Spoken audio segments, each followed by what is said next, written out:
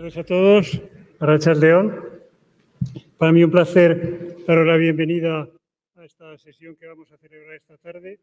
Como habréis visto en la información que os hemos trasladado, se trata de la primera vez que un congreso médico de las características del nuestro abre sus puertas para que todo el público en general, todo el público interesado, pueda atender a esta sesión.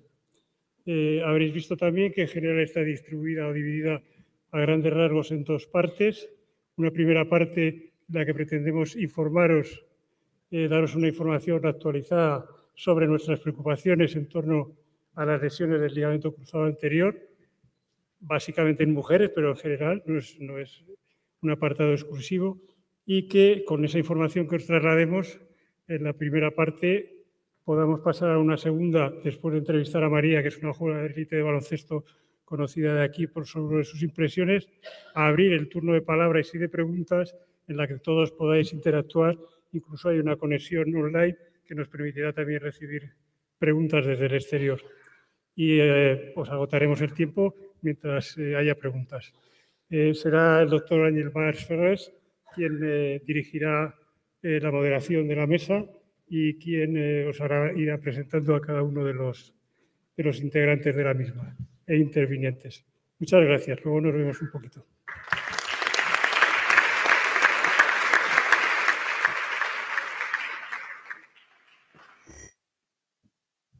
Bueno, buenas tardes a todos. Gracias por estar aquí. Siempre son horas difíciles, pero creo que es una mesa muy interesante. Agradecer a EA y a Serot la confianza en mí para moderar esta charla, que para mí es una de las más importantes del Congreso por el tema y la actualidad. Agradecer especialmente al doctor Ricardo Cuéllar por toda su ayuda durante todos estos meses. Muchas gracias, Ricardo.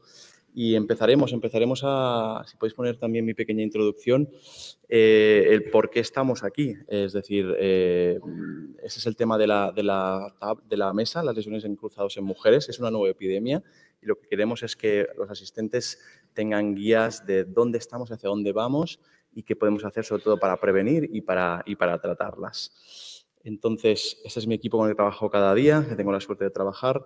Como decíamos, básicamente tenemos un par de epidemias. Unas, las pacientes de sexo femenino, por pura estadística, es decir, antes practicaban deporte X mujeres, hoy en día, por suerte, practican todo tipo de deportes como los hombres, entonces se rompen más. Pero veremos por qué tienen más tendencia a romperse incluso que el sexo masculino. Y la otra epidemia pues, son los niños. Cada vez hay niños en edad prepuberal o adolescente que están sometidos a cargas muy importantes, con lo cual estamos acostumbrados a ver cada vez más pues, este tipo de noticias.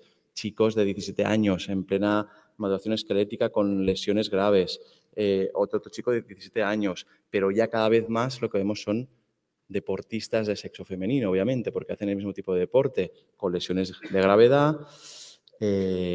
incluso en otros tipos de deportes. Debe sonar, Manuel, esta chica.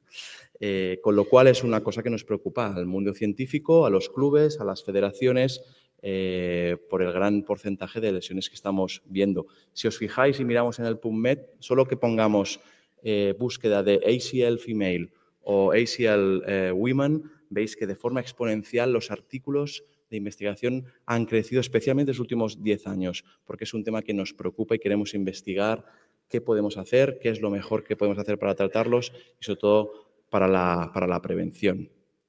Así que básicamente el objetivo de esta mesa pues, es entender por qué las mujeres son más susceptibles que los hombres a sufrir lesiones de LCA, conocernos, explicarán nuestros ponentes por qué la anatomía es distinta, la pelvis más ancha, el valgo dinámico, el noche estrecho, factores hormonales que está presente en este tipo de población, la importancia o no del ciclo menstrual, el control neuromuscular, qué tipo de técnica quirúrgica puede ser peor y, muy importante, una vez nos lesionamos, evitar la recaída. ¿Qué tenemos que hacer para el return to play, para el retorno deportivo?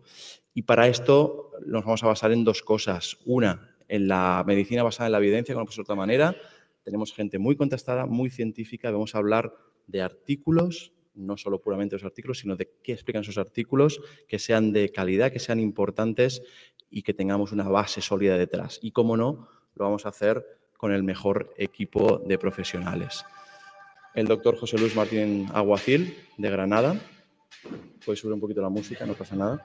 Que nos va a hablar de consideraciones anatómicas y hormonales y la prevención, como para mis jugadoras. Tenemos al doctor Ignacio Peregrín, de Valencia, del Instituto Valenciano y de IMSCE, además de colaborador de Valencia Femenino, Villarreal y demás. Nos hablará de la plasticidad en mujeres.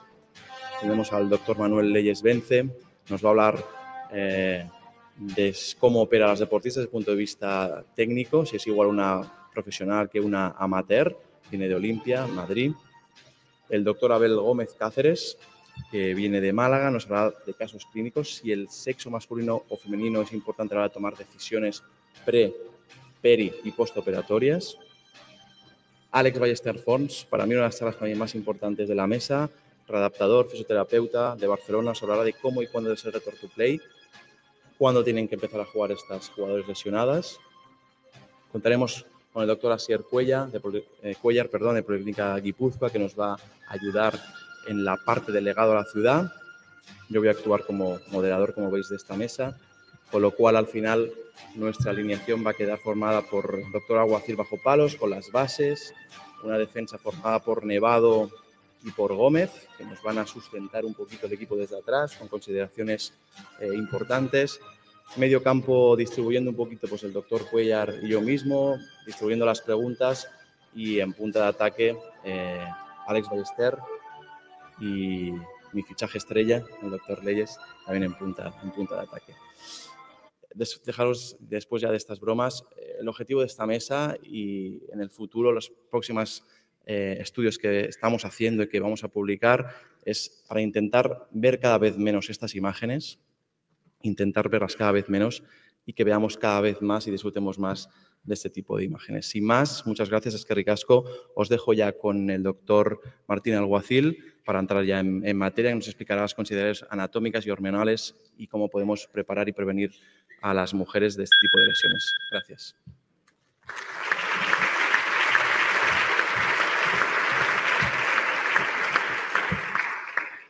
Muchísimas gracias por la excelente presentación, Ángel. Muchas gracias también al doctor Cuellar por la invitación. Y ¿te cargo ya?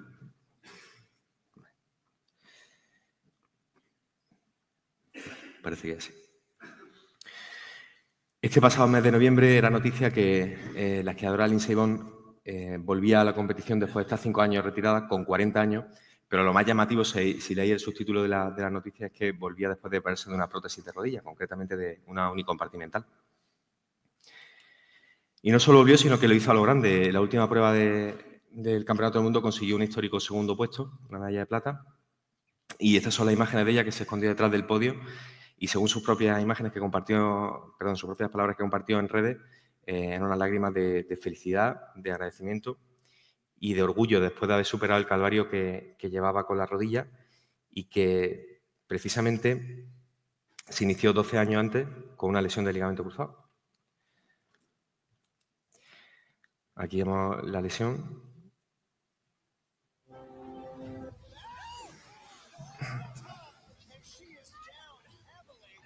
Y tras pasar por el quirófano, 10 meses después, retomando la competición y el entrenamiento, sufrió una recaída de la misma rodilla.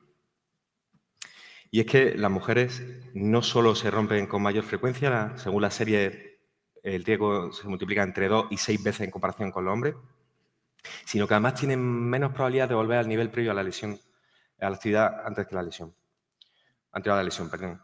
Y además tienen más probabilidades de romperse la rodilla contralateral. Creo que casi todos conocemos el caso de Carolina Marín, perfectamente tratada por Manuel Leyes. Se rompió el ligamento cruzado de ambas rodillas. Quizás la otra persona suene menos, a mí me suena más porque es de Granada. María José Rienda es la esquiadora con más palmarés de España. Y en ese momento que se hizo esa foto era directora del Consejo Superior de Deportes, pero también se rompió el ligamento cruzado de las dos rodillas. Según esta serie de Paterno, la probabilidad de que una atleta se lesione la rodilla contralateral si sigue haciendo deporte con cambio de dirección y torsión es del 30%, con respecto a un 7 o un 10% que pasa en los hombres. Así que llegado a este punto, tenemos que analizar por qué esas cifras tan llamativas y preocupantes. Cuando estaba preparando la charla me topé con esta noticia y digo, bueno, pues ya la tengo la respuesta. Es de la revista del campus de la Universidad de Harvard. Y dice, la verdadera razón por la que la lesión del ligamento cruzado es mucho mayor en mujeres atletas. Resultó ser un poco sensacionalista el título, realmente hacían referencia a este artículo que habían publicado estas investigadoras del propio campus, y en él, en realidad, lo que decían estas investigadoras es que se tiene que tener en cuenta que las mujeres, según ellas, entrenan menos que los hombres en proporción al número de partidos, es decir, juegan más partidos. En principio, ellas lo que dicen es que como hay más partidos y en los partidos hay más riesgo de lesión, esto se debería tener en cuenta, y hacen un llamamiento a que en todas las publicaciones se especifique si era durante un entrenamiento o un partido, para poder ver si esas cifras realmente son así o la estamos inflando un poco. En cualquier caso, eso sería parte de lo que se conocen como factores externos. Los factores externos, en principio, son modificables, como puede ser el calzado. El calzado está diseñado más bien para la anatomía del hombre. También muchas veces entrenan en sitios en peores condiciones que los hombres. Y un factor extrínseco también muy interesante es este que se ha publicado en la revista Isacos por Miho Tanaka, que también es profesora de la Universidad de Harvard, y que es el déficit de energía relativo. Es un concepto según el cual las mujeres tienen menos ingesta calórica que el hombre proporcionalmente. Eso le lleva a cierto trastorno hormonal y metabólico, que conlleva un déficit de vitamina D, C y colágeno, y que les predispone, aparte de mayor lesión del ligamento cruzado, a mayor probabilidad de tendinitis del rotuliano y mayor dolor anterior de rodilla, que también es más frecuente en mujeres. Luego tenemos los factores intrínsecos. Los factores intrínsecos, en principio, no son modificables. Y digo en principio porque luego lo matizaremos.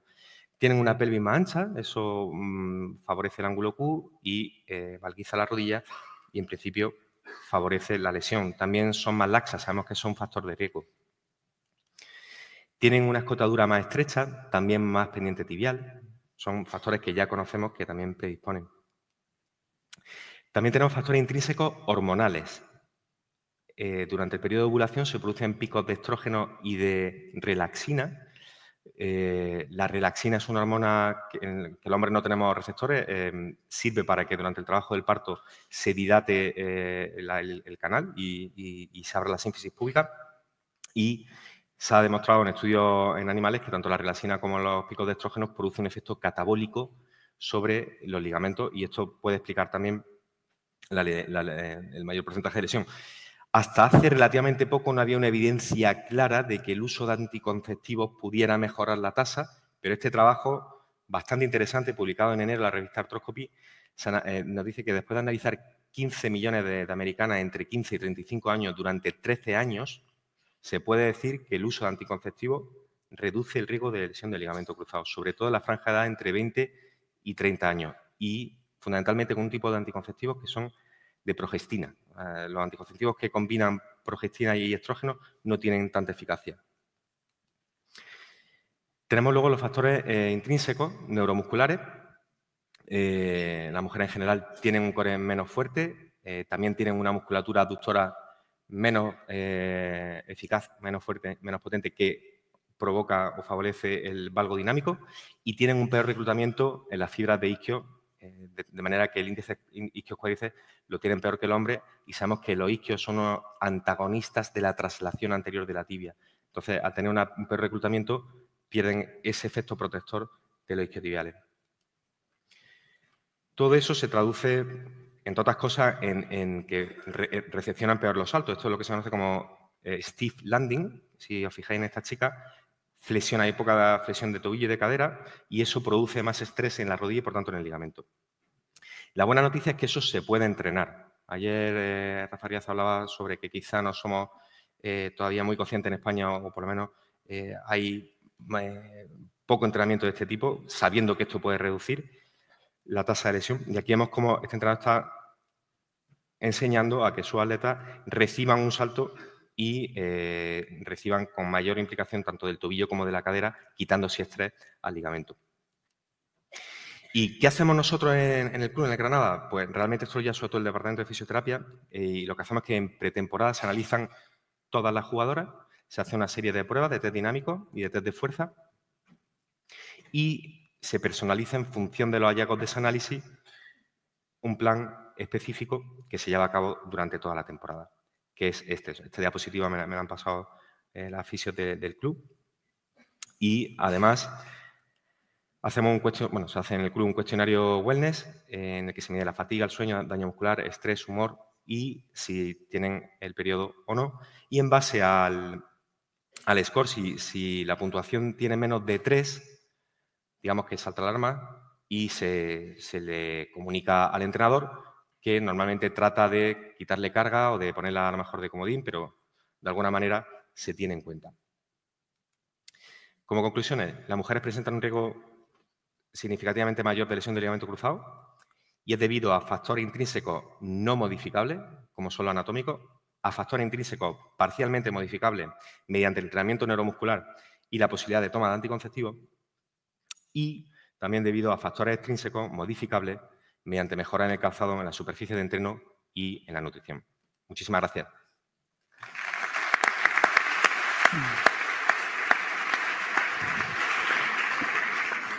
Muchas gracias, José Luis. Punto básico, importantísimo conocer qué tipo de población estamos tratando, anatómicamente y a nivel fisiológico y hormonal. El siguiente invitado, como decíamos, es el doctor Peregrín Nevado, que viene de Valencia, experiencia con fútbol femenino.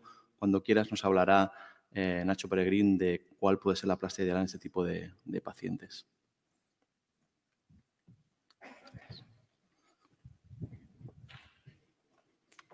Buenas tardes a todos. En primer lugar, gracias, Ángel, por tu invitación a participar en esta mesa y al doctor Cuellar por la excelente organización de este congreso y por esta mesa abierta a la ciudad de San Sebastián.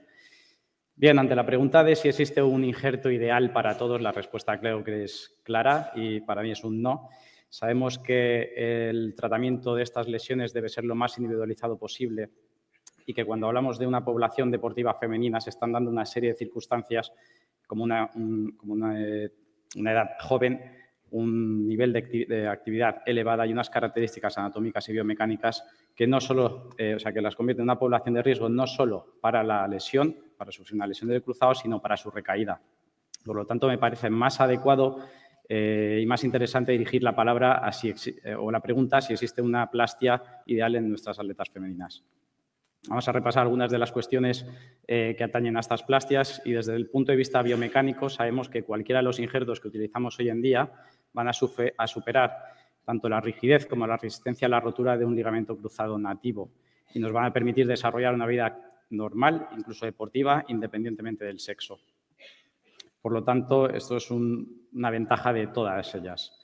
En cuanto a la integración biológica, sabemos que la fijación hueso-hueso va a ser más rápida que la del tendón-hueso a través de un proceso de curación similar al de una consolidación de una fractura y que la fijación de tendón-hueso va a ser mucho más larga, va a tener que sufrir un proceso de ligamentización que en algunos casos puede extenderse hasta los 12 o 24 meses.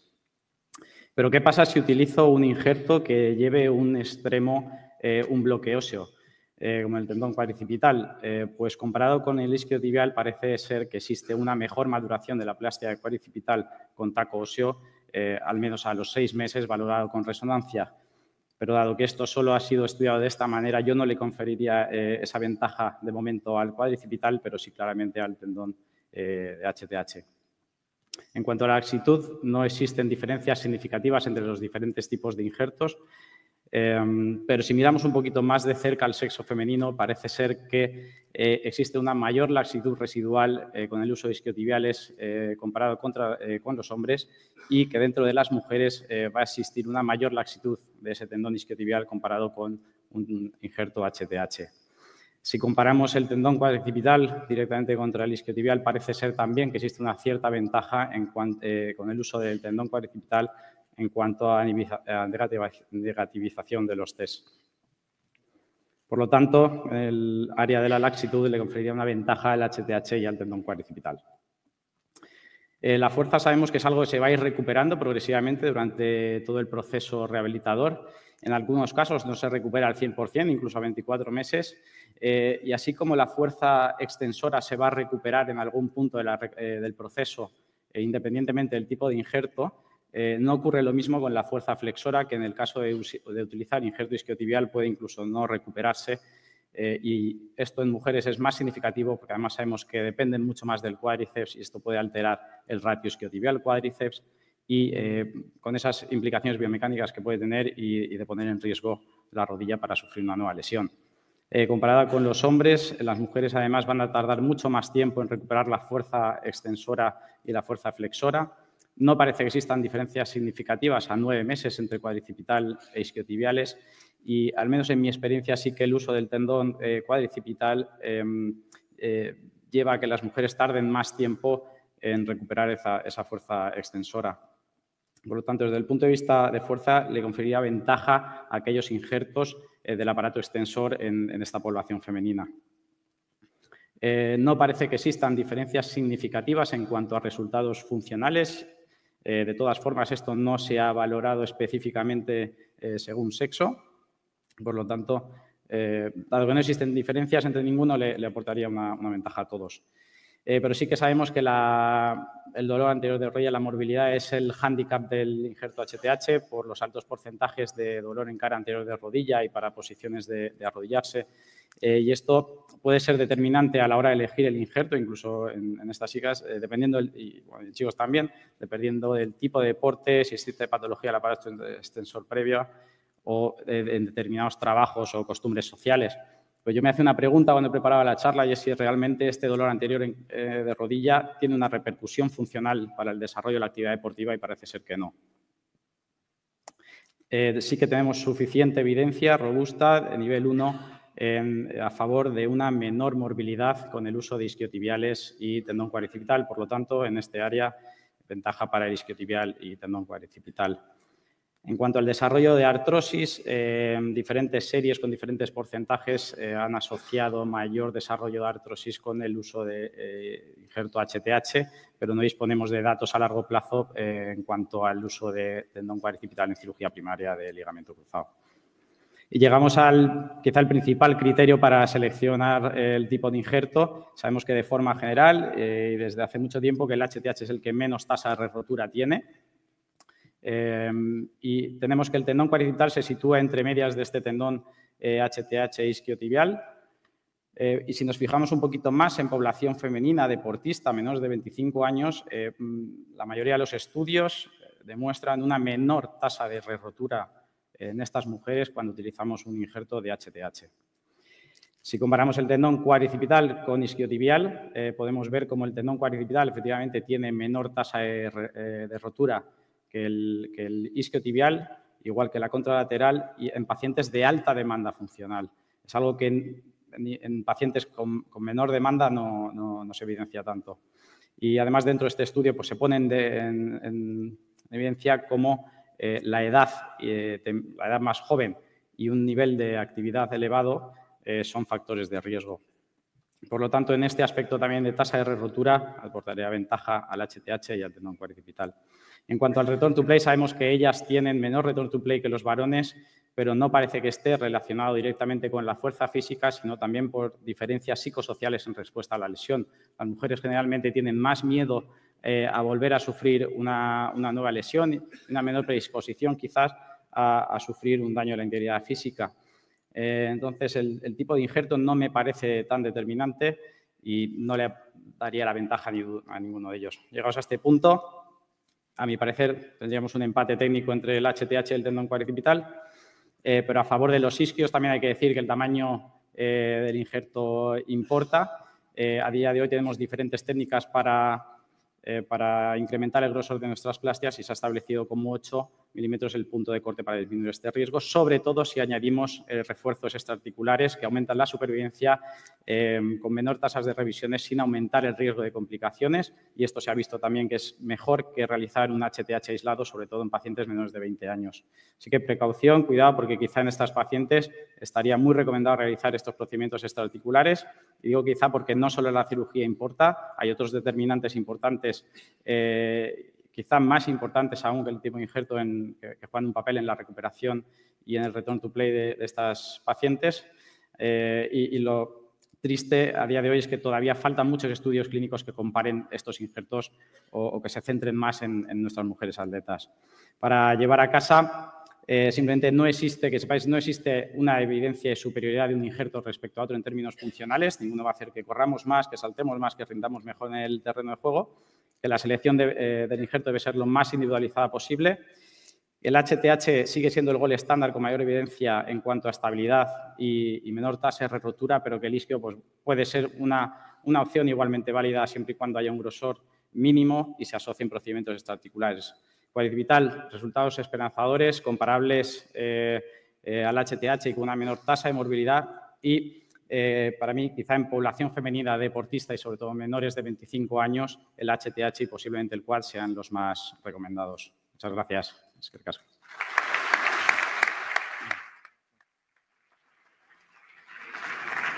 Muchas gracias, Nacho, por esta charla tan científica y con tanta evidencia científica. Luego habrá tiempo para discusión, preguntas. Sabéis que con el legado nos alargaremos un poquito más.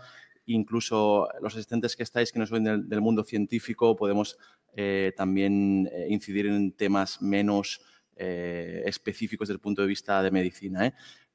Son preguntas que quedan un poquito en el aire, pero un poquito más claro después de revisar la bibliografía.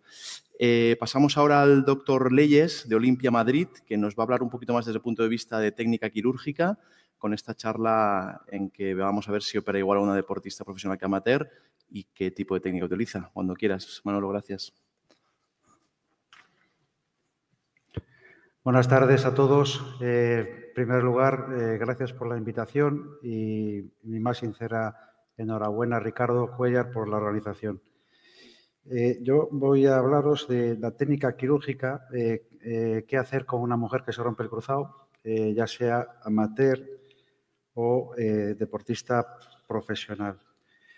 Todos estaréis de acuerdo en que no haríais la misma plastia a Bimba Delgado, 93 kilos, jugadora de la selección española de rugby, o a Roxana Popa, 49 kilos, gimnasta. O sea, cada deporte y cada deportista requiere una plastia distinta.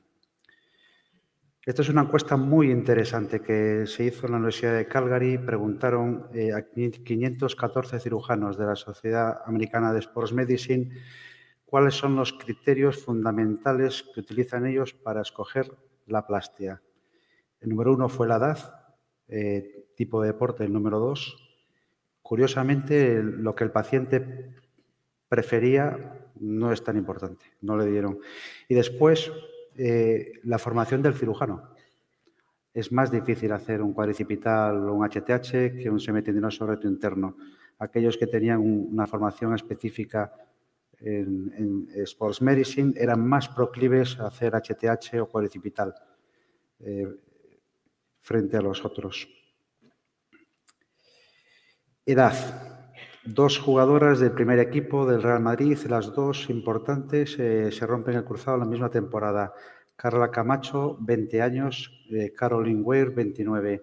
Carla da prioridad absoluta a la estabilidad y a bajar el índice de re-rotura, y Caroline da prioridad absoluta a la no morbilidad a su edad, con lo cual la primera se le hizo una técnica con rotuliano y Lemer, y la segunda optó por una híbrida con semitendinoso recto interno más halo injerto y también Lemer. Pero las preferencias son distintas según la edad del paciente. Otro artículo muy interesante. ¿Cómo lo decide el paciente? ¿Cómo decide el paciente qué plastia quiere? Lo que más consulta por encima de la opinión del médico son las redes sociales, por encima del médico. Y lo que más determina la plastia que escogen es lo que leen que le han hecho a los deportistas. Dice, oye, le han operado a Lindsey Vonn y le han hecho esto, pues esa es la que yo quiero. En mujeres, ¿qué es lo que miramos? En el corte axial de la resonancia tenemos que mirar cuál es la anchura del tendón rotuliano. ¿Por qué? Porque este es un poco mi algoritmo. Si la futbolista o la deportista es amateur, intento bajar la morbilidad. No cojo rotuliano, no toco cuadripital, entonces haría una plastia con semitendinoso recto interno. En las mujeres, con mucha frecuencia, tengo en el quirófano un halo injerto por si acaso el grosor no me llega. Si no lo utilizo, lo devuelvo.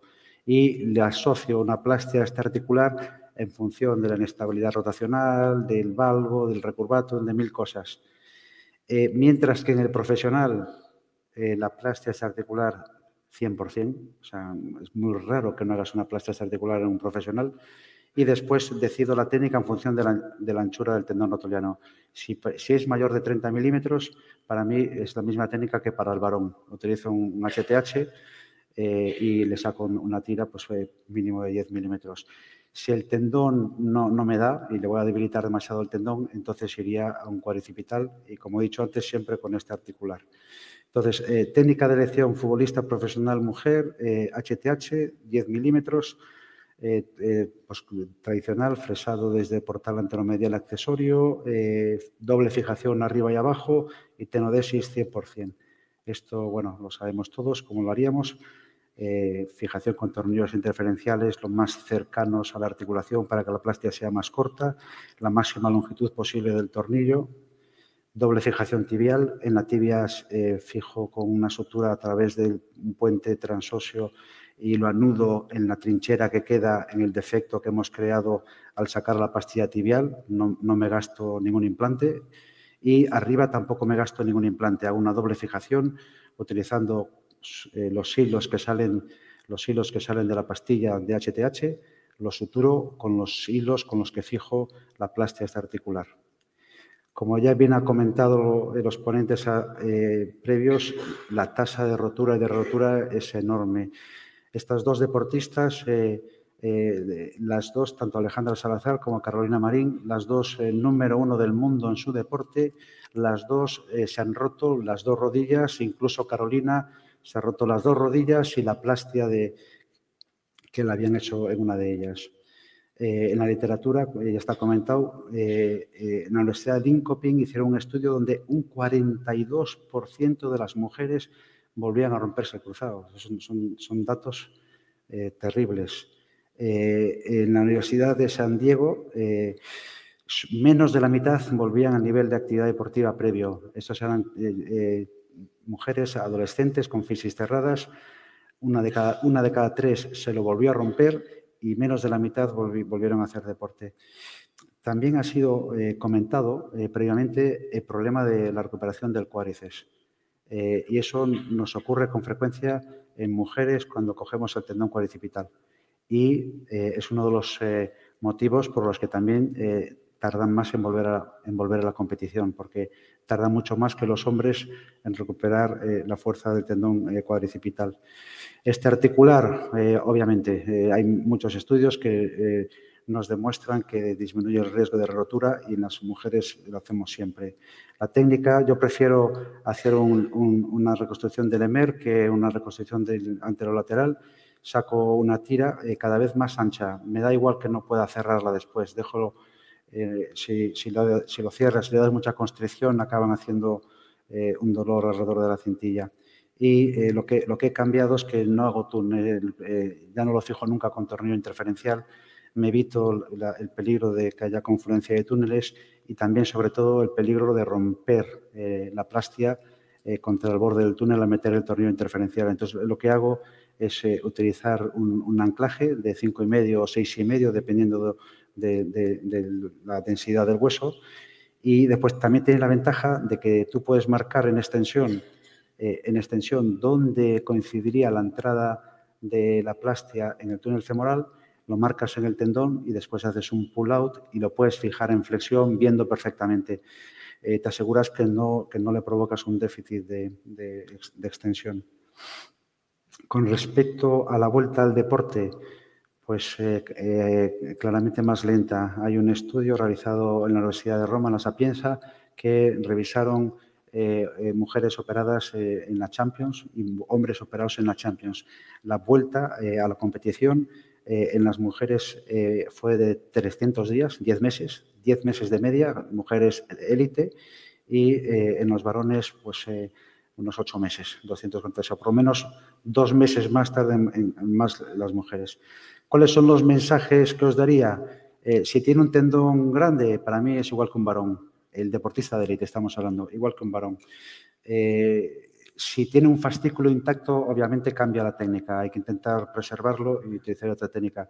Siempre tenodesis, cuidado con el aparato extensor en las mujeres y después advertirles de que van a tardar un poquito más que los hombres. Antes de los 10 meses es muy difícil que vuelvan a competir. Muchas gracias.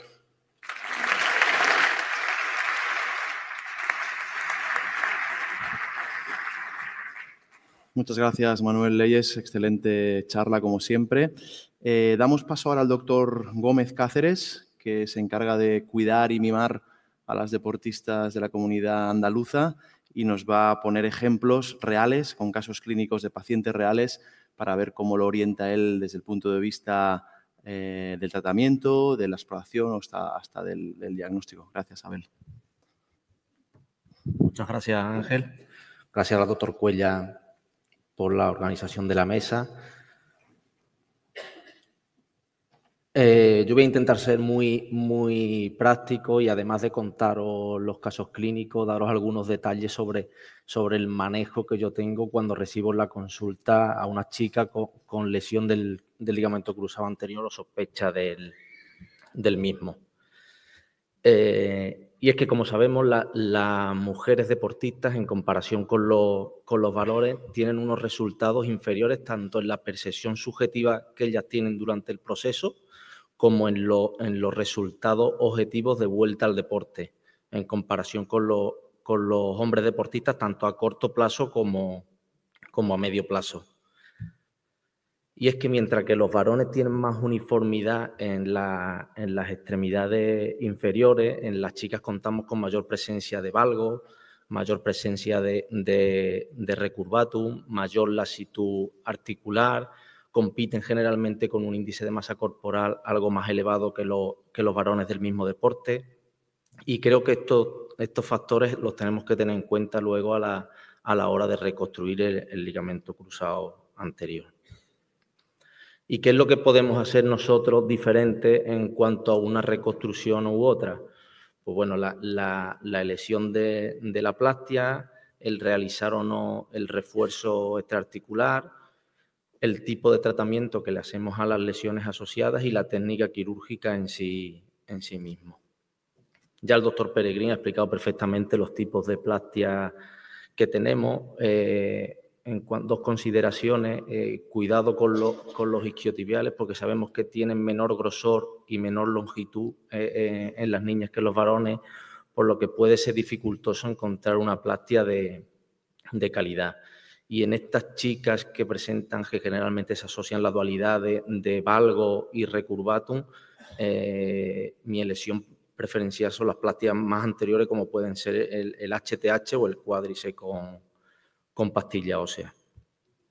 En cuanto al refuerzo extraarticular, para mí el mero hecho de ser deportista no es criterio absoluto, ¿vale? Lo uso cuando en la mesa de quirófano con la chica anestesiada presenta un PIVO-SI positivo, cuando hago una revisión de una rotura del cruzado sin causa de fallo justificado, cuando hago suturas inestables del menisco externo y en estas chicas que hemos dicho que no es infrecuente lo del valgo y recurvatum, ya que me parece que no es un gesto gratis para la rodilla. Disminuye la rotura, pero creo que hay que hacerlo cuando hay que hacerlo.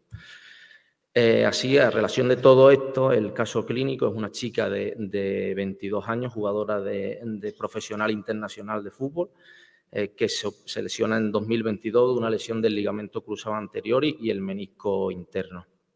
Le hacen una plastia de isquiotibiales y en el momento de la cirugía deciden no tratarle el menisco. Desconozco la causa, no sé si porque la lesión del menisco había cicatrizado o porque consideraron que era estable y no le hicieron tratamiento. La chica hizo una buena recuperación en su club, volvió a debutar, pero continuaba con episodios de inflamación de rodilla y dolor en la zona interna, y la reoperan a los 3-4 meses de su vuelta y le suturan una lesión en la rampa, en el menisco interno. Continúa con la recuperación, ahora no vuelve a jugar y en un nuevo salto nota un crujido en la rodilla, le repiten la resonancia y le dicen que tiene que volver a operarse del menisco interno. Nosotros la recibimos en diciembre de 2024 en la extremidad inferior izquierda, como veis, tiene un ligero valgo y algo de fleso en la rodilla izquierda. En cuanto a la exploración, esta es la exploración que tiene la chica en quirófano. Podéis ver que tiene un Landmann con un tope muy muy largo y un pivosis incluso positivo, con un recurvatum de la extremidad. En las imágenes de resonancia, como podéis ver, se aprecia la lesión del menisco interno y la plastia en la zona más proximal algo acodada. Y en los coronales vemos que la sutura del menisco que le han hecho no ha ido bien y ha evolucionado a un asa de cubo del menisco. Estas son las imágenes artroscópicas, como vemos una plastia del cruzado algo laxa y esta rotura en asa de cubo del menisco interno. Nosotros con esa exploración y el resto de exploración decidimos de revisarle el ligamento, le hicimos un HTH con un refuerzo extraarticular y lo que más duda nos dio fue el tratamiento del menisco interno, porque ya lo habían intentado suturar, pero como en este caso lo asociábamos a túneles óseos, decidimos de darle una nueva oportunidad al menisco y le suturamos el asa de cubo. Segundo caso es parecido a este, en este caso la chica hacía baloncesto también de manera profesional, se lesiona en mayo del 2023, la operan pronto con una plastia de isquiotibiales, hace una buena recuperación y vuelve al año y en el primer entrenamiento, esta no volvió a debutar, en el primer entrenamiento con el equipo sufre un nuevo giro de la rodilla. Como podéis ver, tiene también un valgo en la extremidad también inferior izquierda, con un valgo y un recurvatum incluso más exagerado que la anterior. Y en las imágenes de resonancia vemos que tiene una rotura de la plastia con unos túneles más o menos normoposicionados. A mí me llama la atención aquí sobre todo que incluso en la imagen de resonancia el túnel tibial es muy estrecho, que mide 7. Y esta es la imagen artroscópica de la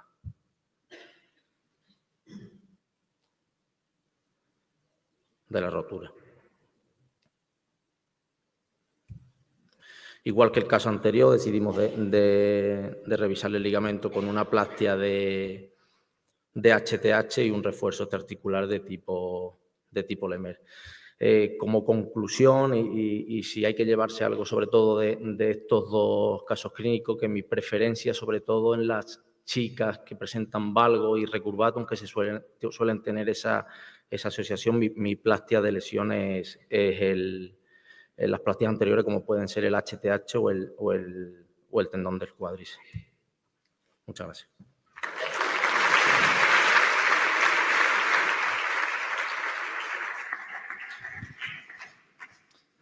Muchas gracias, Abel. Como veis, todo lo que hablamos, en la realidad pasa, es el día a día en nuestras consultas médicas y cada persona es un mundo, cada tratamiento va a ser diferente y hay que afrontar cada caso de una forma diferente. Por último, en cuanto a charlas como tal, tenemos el honor también de tener a Alex Ballester, uno de los fisios de referencia de nuestro equipo en Barcelona, acostumbrado a trabajar con deportistas de élite y amateurs, que nos va a hablar de una parte muy importante, de cómo tiene que ser el retorno deportivo. Una vez se ha lesionado, por desgracia, le hemos operado, la cirugía ha sido un éxito, ¿qué más podemos hacer para que siga siendo un éxito? Y así como José Luis habla mucho de la prevención también previa, ¿qué podemos hacer para evitar que se vuelva a romper, que puede ser un auténtico drama si se vuelve a romper este tipo de pacientes? Adelante, Alex, cuando quieras.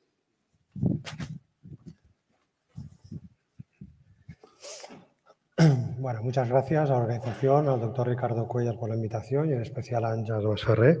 Para mí es un placer poder colaborar a diario con ellos. Pasado lo tengo aquí. Bueno, sin duda ya se ha comentado que es una pesadilla y hay una pandemia en las lesiones del ligamento cruzado anterior, en el fútbol en general, pero aún más en el fútbol femenino. Si vemos el último mundial, los seleccionadores nacionales de los equipos tenían trabajo para encontrar jugadoras, porque la mayoría de ellos están lesionadas del ligamento cruzado. 5 de las 17 jugadoras de opción a Balón de Oro estaban con lesión del ligamento cruzado anterior. Y solo equipos españoles de nuestra liga, el año 2022, había 18 deportistas lesionadas. Si miramos la incidencia más favorable a que las chicas se lesionen haciendo un mismo deporte, la evidencia científica nos habla que de 2 a 10 veces más tienen tendencia a lesión. 2 datos bastante alarmantes, ya se ha comentado, la tasa de relesión está alrededor de un 23% respecto al 20% en chicos. Es lamentable. 2 de cada 10 personas se vuelven a lesionar. Hay una cierta ventaja hacia la pierna contraria en chicas y la pierna ipsilateral en chicos.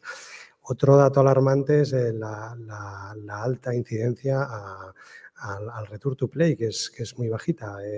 Solo el 60% vuelven a jugar. O sea, esos 4 de cada 10 se quedan sin volver a jugar o a nivel previo de antes de la lesión, sobre todo en chicas en edades comprendidas entre los 20 y los 29 años. Para eso hemos de entender también qué está pasando aquí. El 90% de las lesiones del ligamento cruzado, el mecanismo lesional es sin contacto o al menos un contacto indirecto, y esto normalmente se provocan por movimientos de desaceleración en un cambio de dirección o en un salto con recepción. Algo está pasando aquí a nivel neurológico también. ¿Y por qué se provoca esta lesión? Está claro que el mecanismo más frecuente es el aumento del valgo dinámico, pero esto viene condicionado a una serie de causas que se juntan: déficit de estabilización lumopélvica, problemas en la pisada, fatiga, estrés, ansiedad, carga de entrenamiento. Pasa que hay un momento que no se está gestionando bien todos esos variables y se alinean los astros y es cuando se da la lesión. Yo creo que aquí está la clave, y es que hemos de entender que es una lesión neuromecánica. No es una lesión de la rodilla, no es un problema de hardware, es un problema de software de todo el circuito neuromuscular. Y hay evidencia de esto. Vemos que hay estudios por resonancia funcional donde comparamos pacientes con lesión de ligamento cruzado versus pacientes que no, y se ve una reorganización del sistema nervioso central. Hay un aumento de la actividad en las áreas de demanda visual y de planificación de movimientos, y hay una reducción de actividad en las áreas más proprioceptivas y que recaudan toda la información aferente.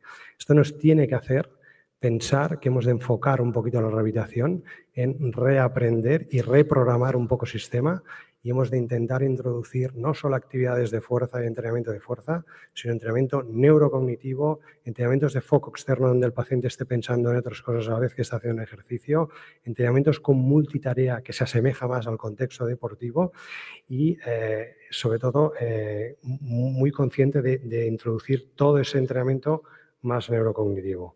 Eso lo vemos muy fácil al principio con la IMA, que es la inhibición muscular artrogénica. Es lo que más de cabo nos lleva a nosotros. Es un problema de una disrupción sensorial aferente donde no llega buena información a nuestro córtex, no procesamos bien y no se ejecuta una buena respuesta eferente neuromuscular. ¿Cómo gestionamos el return to play? Pues bueno, normalmente estos son los variables que se condicionan: test ortopédicos pasivos, simetría de rango de banda articular, el tiempo y la resonancia magnética. Pero con esto no tenemos bastante. Yo creo que la prevención empieza aquí, a cómo cuantificamos ese return to play. Necesitamos objetivar y cuantificar el estado psicofuncional de ese paciente para minimizar el riesgo de la relesión. Si revisamos la evidencia científica, fijaros este estudio, hay 22.000 pacientes con lesión de ligamento cruzado, de los cuales el 85% se valora el tiempo de la reconstrucción del ligamento cruzado. Pero de estos, el 42% es solo el único criterio. Test como el test de salto, que se ha visto en presentaciones anteriores, o condiciones de rendimiento, solo son un 20 o un 15%. Esto es muy bajo, y la conclusión a la que llegan es que precisamos objetivar el estadio psicofuncional de ese paciente. Y muy alarmante el tema de la fecha. Volver antes de los 9 meses es un riesgo innecesario para evitar la relesión. Cuando pasamos desde los 9 meses por cada mes, se reduce un 51% el riesgo de relesión. Por eso lo ideal es esperarnos al año. Un 38% de las relesiones no pasan criterios funcionales versus un 5% que sí que los pasan. ¿Y por qué necesitamos esperar tanto tiempo?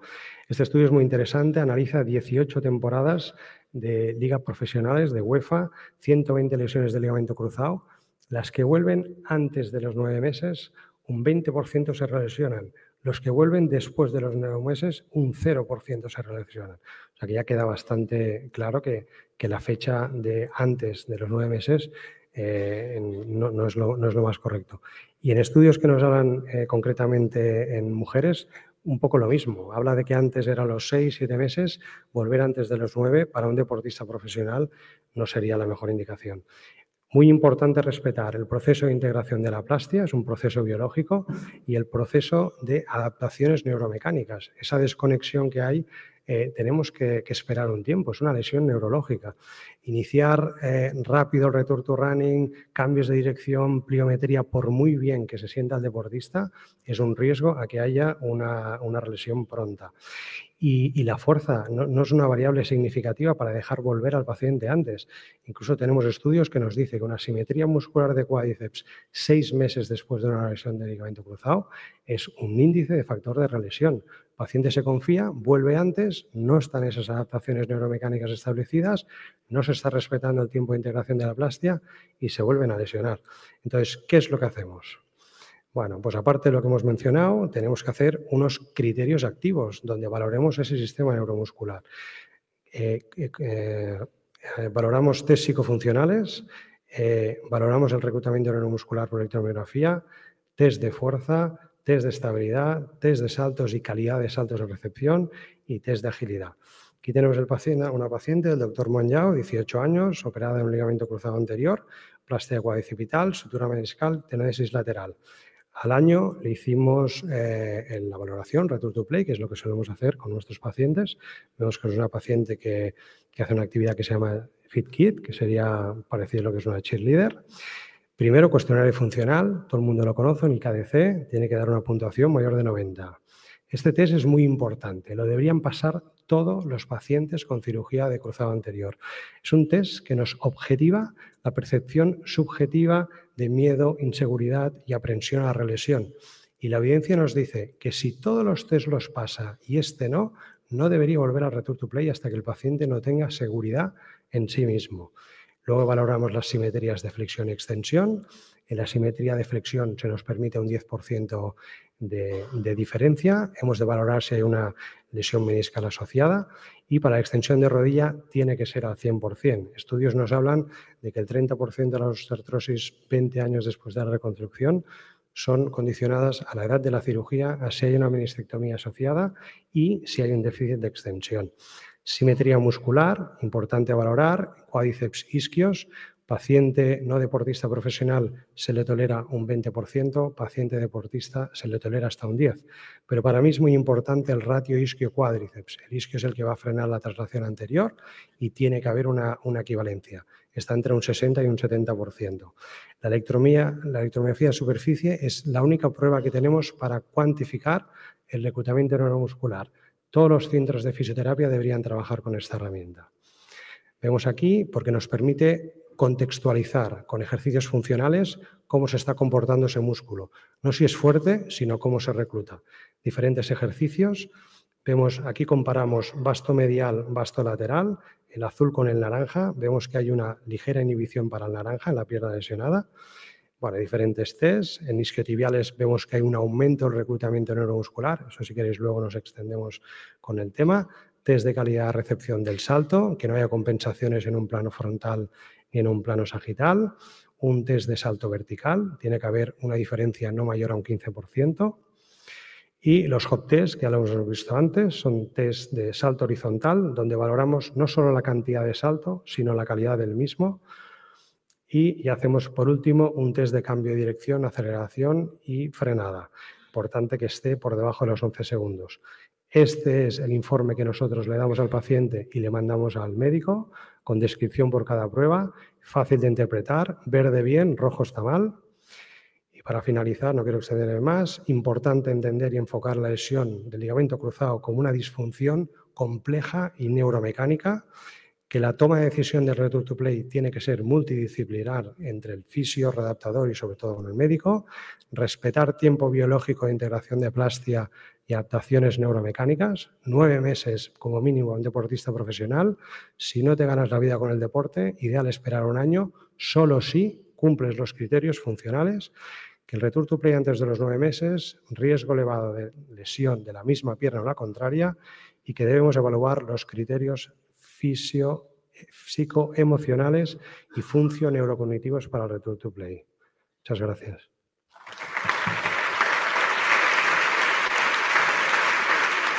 Muchas gracias, Alex Ballester, muchas gracias. Hemos empezado tarde, a las 5:10, cogemos 10 minutitos más de lo que es un poquito la discusión. Gracias a todos por adaptaros un poquito al tiempo en general todos. No sé si primero hay alguna pregunta en la sala. Yo tengo muchas preguntas que haceros, pero no sé si alguien de la sala tiene alguna pregunta. No veo bien, pero si no es ahora, en cualquier momento podéis participar. Sí, o podéis dar luz de la sala, pero bueno. Empezamos por ti, Alex, que has acabado. ¿Qué 3 cosas crees que mejorarías en general de tu experiencia durante esos años que has visto pacientes ya rehabilitados en otros centros? O de tu poca experiencia, ¿qué 3 cosas mejorarías en la rehabilitación del cruzado? 3 frases o 4, si quieres. Para mí es una lesión muy compleja. Si tuviese que escoger 3 cosas sería, la primera, que el traumatólogo informe al paciente de que la rehabilitación tiene que ser de calidad. Y ahí me echo un poco piedra en mi profesión. Yo creo que el sistema no está preparado para enfocar este tipo de lesiones. Cuando mandamos y esto por favor que nadie se sienta ofendido, pero creo que es así, me han preguntado, mandamos un paciente a Seguridad Social o a una mutua, cuando un fisio tiene que ver a 15 pacientes a la vez, es imposible que se trate bien esta lesión. O sea, al menos yo creo que el cirujano tiene la obligación moral de decir, oye, mira, la situación es la que es, si quieres quedar bien, o trabaja con un fisio mío de confianza o búscate un fisio especializado en este tipo de lesión, porque si no, ya vemos que el riesgo de lesión es muy elevado y el retorno deportivo también. El sistema es el que tenemos, pero el paciente tiene que tener la información y que luego él decida. Segundo, tenemos que introducir entrenamiento neurocognitivo, lo que he hablado, porque si un paciente hace muchas sentadillas, hace mucha extensión, eso no sirve para nada. Cuando un paciente está jugando a fútbol, por ejemplo, tiene que estar pendiente de la pelota, del defensa que le viene, de su compañero que se desmarca, de dónde está la portería. Tiene que gestionar muchas cosas a la vez. Entonces, tenemos que intentar hacer una rehabilitación muy parecida a ese contexto, estresarlo mucho, decirle que haga un gesto y haga operaciones matemáticas sencillas, o que nos jugamos con luces, o que se fije con una cuadrícula de colores. Y tercer punto, que yo creo que es el más complicado, es convencer al paciente que es una rehabilitación larga. Al principio todo el mundo se lo toma en serio porque se ven fastidiados con las muletas. A partir de los 4 meses, cuando ya se ven bien, la gente empieza a volver a su normalidad, el que tiene mucho trabajo, el que tiene hijos, el que no sé qué, y muchos abandonan. Yo les digo, eso tiene que ser cada día. Olvidaros que es una lesión traumatológica, es una lesión neurológica y requiere un tiempo y hay unas fases que se tienen que respetar, por muy bien que se sienta. Y eso es difícil. No todo el mundo tiene esa capacidad de estar un año haciendo rehabilitación. Pero no es que no es solo un año, es que lo va a tener que hacer toda su vida deportiva, porque tiene un hándicap ahí. Y como decimos, es un problema neurológico y él tiene que estar muy preparado. Tenemos que hacer que el paciente esté muy entrenado en hacer esos ejercicios para que no fallen. Perfecto, Alex. Bien, sí. Quería felicitarte y hacerte una pregunta. Dices que la decisión de la vuelta a la competición es multidisciplinar, pero al final, ¿tú quién crees que es el que lleva el peso de esa decisión? Porque alguien la firma, alguien firma la alta. ¿Crees que es más decisión del cirujano que lo opera, más del médico del equipo, más del readaptador que está con el jugador? Pero nosotros podemos ser buenísimos a lo mejor en quirófano, pero en tomar la decisión de si la jugadora está apta para jugar, y eso es una pregunta real, porque la estamos viviendo constantemente. Te dicen, no, fírmale tú la alta. Y te dices, hombre, pues si lleva entrenando contigo 8 meses, tú me tendrás que... ¿Qué opinas? Bueno, yo creo que la potestad, a lo mejor incluso a nivel legal del alta, tiene que ser un facultativo, un médico, pero creo que lo importante es, como hacéis en Olimpia, que me consta que esto lo hacéis, porque conozco a los fisios de allá, es el trabajo en equipo. Y que tú le digas a tu fisio, oye, vale, yo veo que la resonancia está bien, que mis test ortopédicos está bien, que ha pasado un año, ok, pero ¿tú cómo lo ves a nivel funcional? Esas dos informaciones se juntan y se decide, por consenso, un alta, y la firma, a lo mejor, a nivel legal, tiene que hacerlo en facultativo. Yo creo que un concepto claro que tiene que dar la audiencia es que ya ha quedado desfasado, obviamente, eso de todos devuelven a los 6 meses o la consulta en Lachman y pivot shift negativo, resonancia perfecta. No, hay muchas cosas que hay que tener en cuenta. Respuesta rápida para los cirujanos. Porcentaje de tenodesis, población general, amateur, deportista, tenodesis en varones y en mujeres. Porcentaje de tenodesis que hacéis, más o menos, general, con todo. 90%, me parece. 90% en chicas y chicos. No, en chicas, en menores de 30 años, en todas. Eso decía, en chicos 90% y en chicas haces todas, más o menos. No lo tenemos por sexo, pero lo último que hemos visto es alrededor del 90%. Lo que pasa es que el criterio nuestro diferente entre chicos y chicas es que los chicos, la edad es 25, a partir de 25 para abajo se lo hacemos a todos, y en chicas en 30. O sea, estiramos un poquito la franja de edad y se lo hacemos a todas las menores de 30 años. A ver, una frase. Sí, O sea, yo en chicas sí que lo hago más, pero puede estar en torno al 60 o 70%. En los chicos, como he dicho, a lo mejor el 50-60%. Ignacio. Yo, chicas deportistas federadas, todas. Deporte recreacional. Te digo solo el porcentaje para que no se alargue. Pues la mitad. Vale. Manuel. Sí, en profesionales casi todos. En amateurs no. O sea, si no pivota, si no tiene mucha exigencia, si en quirófano no tiene estabilidad rotacional, no se lo hago. El tema es, por el hecho de ser paciente con sexo femenino, en general, ¿tienes más tendencia a hacer tenodesis en la población Se lo general? haces más a mujeres que a hombres, pero también operas muchas mujeres de 50 años que van a esquiar y que pueden ir protegidas y tal, que no les haces pasar por la tenodesis, que también te da molestias y te da morbilidad. Entonces, a ese grupo quizá no se lo haga. José Luis, desde el punto de vista ético, puede ser muy difícil decirle a un paciente la recomendación de tomar un anticonceptivo o no. Con la evidencia científica que nos has demostrado, ¿crees que como mínimo una deportista profesional que su vida se dedica a eso debería conocer y luego decidir libremente que el hecho de tomar anticonceptivos orales puede disminuir el riesgo de rotura y demás? ¿Lo consideras en deportistas profesionales? Entiendo. Sin obligar, recomendar o no. Entiendo que imponer eso no sería ético. Es una decisión que también hay factores quizá culturales / religiosos, sociales en nuestro país. No están exentos de efectos secundarios, pero nosotros actualmente se lo decimos a los jugadores y ya que tomen la decisión, quizá haya un subgrupo dentro de las jugadoras, si tienen lesión en la rodilla contralateral o una lesión previa, quizá haya casos donde sea más aconsejable que otros, pero en cualquier caso creo que nuestro deber es informarlo y que la decisión sea personal por parte de cada jugadora. Nacho, que tengo una amiga, por ejemplo, que hace pilates, 25 años, va conmigo un día, nos invita a ver la Sierra Nevada, a esquiar, y se rompe el cruzado. Ella lo que quiere hacer es pilates y demás. En la exploración, hiperlaxa, bastante inestable. ¿Qué plástica hacemos con lo que has revisado? Un HTH seguramente no, y por eso creo que me has insistido en lo del pilates. Y también por la hiperlaxitud. Por la hiperlaxitud. Probablemente cuadricipital. No te da miedo en este caso la inhibición muscular porque no va a hacer mucho deporte. Y te daría miedo los isquios por el tema de la hiperlaxitud. Por la hiperlaxitud, el recurvatum. Vale, perfecto. No sé si mientras tanto salía alguna pregunta en la sala, si no continuamos una más. Doctor Espejo, un micrófono, por favor. En cuanto al refuerzo anterolateral,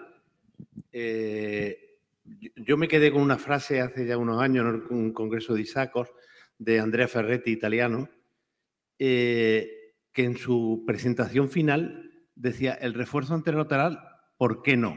Y la pregunta es, ¿por qué no a las deportistas no profesionales?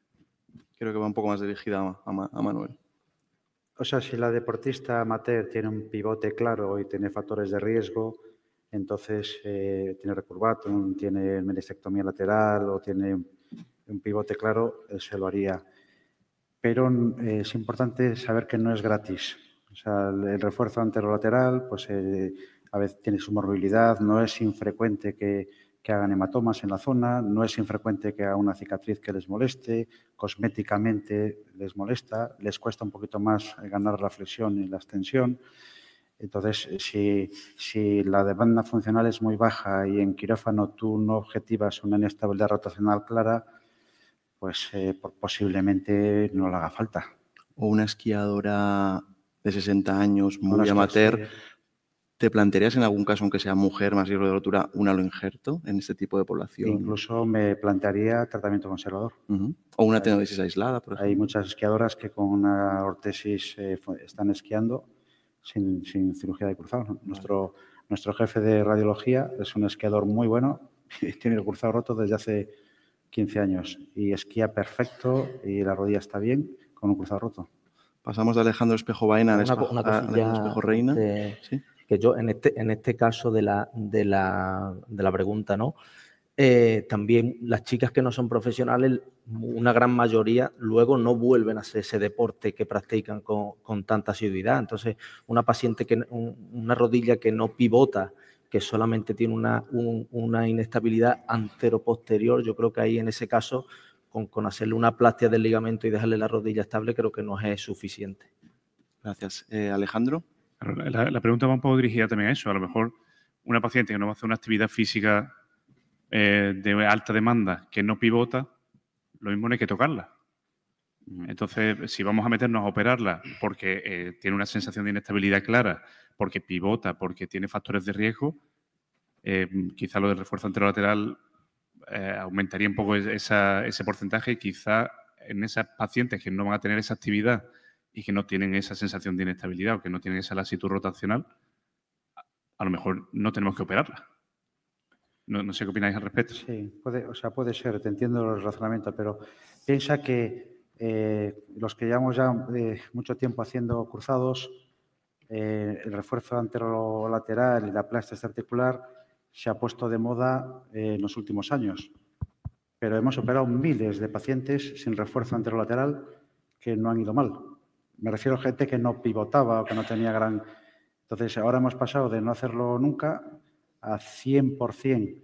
Y cuando haces muchos se ven complicaciones. No es... O sea, hay pacientes que desarrollan problemas o roce en la cintilla, o la cicatriz les molesta, o dehiscencia de la herida, o sea, se ven complicaciones. Entonces, obviamente, sin la exploración no hay pivote y la demanda funcional es muy baja, yo no lo haría. Y si tiene uno de los fascículos íntegro, tampoco. O sea, si tiene el posterolateral íntegro y le voy a hacer un anteromedial, no le hago un refuerzo. Si ya lo tengo, la actividad rotacional ya la tengo controlada. Como Murcia existe, le damos la palabra al doctor Villascusa.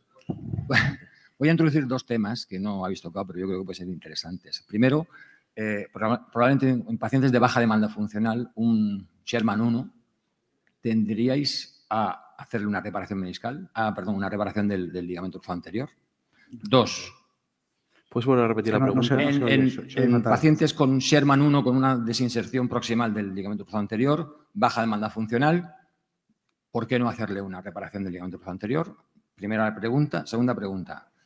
A mí el otro día me llegó a la consulta una karateca del equipo olímpico, del equipo no es olímpico, es nacional, con una rotura del cruzado.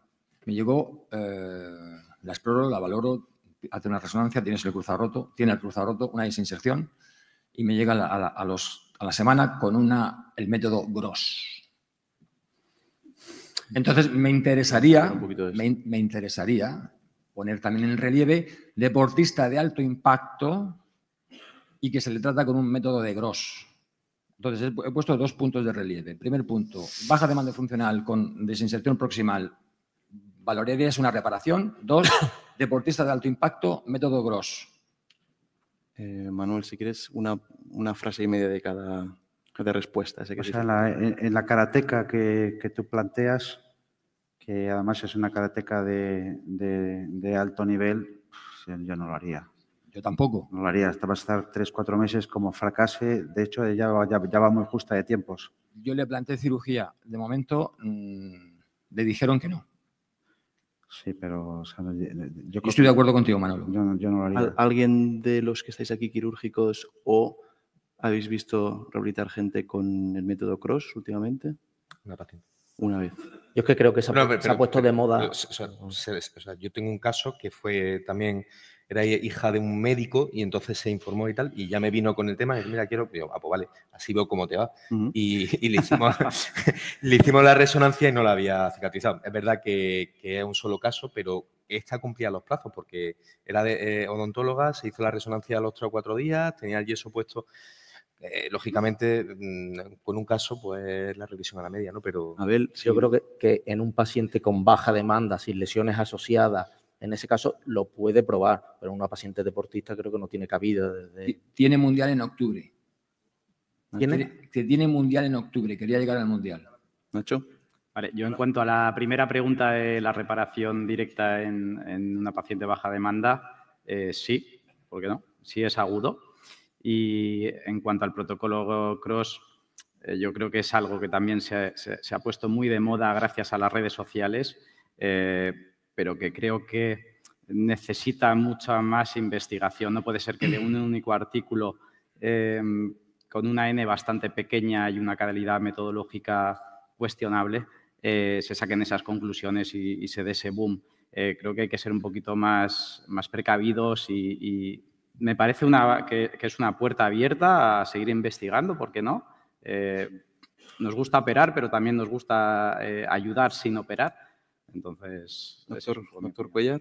Solo una petición, aclararle por una forma al público en general de qué estamos hablando, porque no han entendido la mitad del auditorio nada de lo que estáis hablando. Ni eso, ni la palabra tenodesis. No os pediría eso. Bueno, en este caso estamos hablando de una opción que está muy de moda ahora mismo, que es intentar no operar un tipo de pacientes con una técnica conservadora, con ortesis y demás, que parece que puede tener cabida en un cierto grupo poblacional, y la tenodesis son un tipo de cirugías que estamos haciendo como un refuerzo extra para intentar evitar la rotura de la plastia. Para acabar, ya, no está preparado, me va a matar el doctor Maestro, pero quiero aprovechar para preguntar una cosita a un cirujano con mucha experiencia. En 2 frases, si puedes pasar el micro al doctor Maestro, que es uno de mis padres científicos. En tu experiencia, esos últimos años, ¿has cambiado la forma de tratar y de return to play en pacientes de sexo femenino? ¿Lo que hacías hace 10 años ha cambiado ahora? Gracias por darme la oportunidad, que no tenía preparado esto, ni mucho menos. Yo, como trabajé con Manolo hace muchos años y hacíamos lo que llamábamos la técnica en marco, siempre habíamos estado utilizando las técnicas del refuerzo anterolateral. Entonces, yo, como sigo siendo un defensor de los isquiotibiales, usamos, hoy lo ha hablado alguien muy bien, no sé quién de los brillantes de todas las exposiciones que hicieron, alguien habló que cuando eran los isquiotibiales era importante el grosor y el refuerzo extraarticular, o la llamada tenodesis. Entonces, nosotros sistemáticamente usamos gente activa, isquiotibiales con el mayor grosor posible, mínimo 9 milímetros y siempre refuerzo extraarticular. Y es nuestro quehacer diario. Gracias por la oportunidad. Sí, es muy rápido porque tenemos que dar paso al legado. Gracias, te agradezco la pregunta. Sí, era simplemente, después de pasar el calvario que casi todos hemos pasado operando adolescentes deportistas y de roturas de isquios hasta del 20% y de HTH hasta del 10-12% con 15% de dolor anterior, empecé hace 4 años a hacer cuádriceps y desde entonces hasta ahora, con una serie de más de 170, solo se me ha roto 1. Entonces, no encuentro ningún motivo para seguir haciendo HTH. Entonces, me gustaría saber, la gente que sigue haciendo HTH, ¿por qué sigue haciendo HTH? Si se rompe menos que el cuádriceps, deja menos dolor anterior, no sé. Te animo a publicar esa serie, si la tienes. Es interesante. Que conste que la envié y no me la habéis aceptado. Ahora hay que analizar la estadística. Preguntamos, no sé quién quiere responder esta pregunta. Nacho. Muy breve también te pido. En cuanto al dolor en cara anterior de rodilla, yo cuando preparé la charla me di cuenta que todos los estudios eran bastante antiguos y yo creo que la fisioterapia también ha avanzado bastante y creo que si volviéramos a mirar otra vez esa incidencia del dolor en cara anterior de rodilla con los protocolos de fisioterapia y la superespecialización de los fisios también en este tipo de tratamientos, creo que podría ser bastante menor de lo que clásicamente se ha venido contando. Gracias. No lo sé, es una cuestión a investigar. Quería pedir ahora al doctor Ricardo Cuéllar que subiera un momentito también, que nos va a dar introducción al legado. Vamos a cambiar un poquito el formato, vamos a hacer todo mucho más coloquial, más de cara a todo el público, con vocabulario mucho más fácil. nos introduce el doctor Ricardo Cuéllar. El público también te lo va a agradecer. Especialmente para eso hemos convocado a representantes de determinadas entidades. Tengo que agradecer la presencia del director general de Deportes, el señor Roberto Ramajo, pero tenemos también delegaciones y representaciones importantes como el Colegio de Médicos, Iñaki Izaguirre, del Colegio de Fisioterapeutas del País Vasco, Borja Salcedo, que estarán escuchando con mucha atención, e incluso del Colegio de Enfermería. Tenemos representación también de diferentes entidades y clubs, entre ellos la Real Sociedad y el Euskotren, en el que milita María, a la que ahora vamos a entrevistar. Vamos a tratar de relajar un poco y que todos deis satisfacción a vuestras preguntas. Empezaremos entrevistando a María para que nos cuente cómo fue su experiencia, María Nozaburgil, después de la recuperación de la lesión. ¿No, María, que suba? Sí. Y luego daremos paso abierto a las preguntas del público en general, incluso algunas que se pueden producir a través de online. Vale, Asier, sí, ¿se oye ya? Gracias por venir, sí. Puedes introducir a nuestra invitada y bueno, adelante. Perfecto. Nada, soy Asier Cuéllar y va a presentar a María, jugadora profesional de baloncesto de la Liga Endesa, del equipo de IDK, de aquí de San Sebastián. Y nada, nos va a contar su experiencia como paciente o lesionada y recuperada para la actividad deportiva de alto nivel de un ligamento cruzado. ¿Nos sentamos? Sí, nos vamos a sentar. Y durante la entrevista, que bueno, la idea es que cualquier persona nos pueda hacer preguntas, ya sean científicas o menos científicas, y que sea la oportunidad de también de ver el lado de una deportista que se ha recuperado, que se ha lesionado y que sigue jugando a alto nivel y que nos dé su opinión, ¿no? Bueno, para recordar un poquito, tú te lesionaste en el 2018, cuando tenías 17 años. 17 años, que todavía no había llegado a la liga profesional, que ayer hablábamos de lo difícil que es que un jugador durante el proceso de 14, 15, 16 años se lesione un ligamento cruzado y llegue a ese alto nivel, ¿no? Y tú lo conseguiste, ¿no? Entonces te quería preguntar, ¿qué factores crees que fueron más relevantes o que fueron importantes durante esa recuperación? Bueno, yo creo que lo más importante fue estar positiva en todo ese proceso. Al final es una de las lesiones más temidas en los deportistas, entonces sabía que tenía que estar muy positiva y para eso me ayudó pues, que el equipo médico, fisioterapeutas y preparadores físicos pues, que me ayudasen en esa planificación de tener unas metas a corto plazo que me hiciesen sentir que estaba mejorando día a día y eso me hacía estar positiva y seguir trabajando. Muy bien. ¿Y cuál fue, digamos, el peor momento que sentiste durante ese periodo? Porque al final, hoy en día oímos muchas noticias de jugadores, jugadoras que se lesionan, profesionales, y al final vemos la noticia de cuando se lesionan y cuando vuelven. Y solo notan unas fechas de 12 meses, 11 meses, vuelve a jugar, pero durante ese periodo que es muy largo y del que no se habla y que tampoco, igual los deportistas no están accesibles a contarlo, ¿cuál fue ese peor momento? Creo que lo peor es el creer que estás mejorando día a día y que te pase cualquier cosa que te haga pues, atrasar esa recuperación un poco.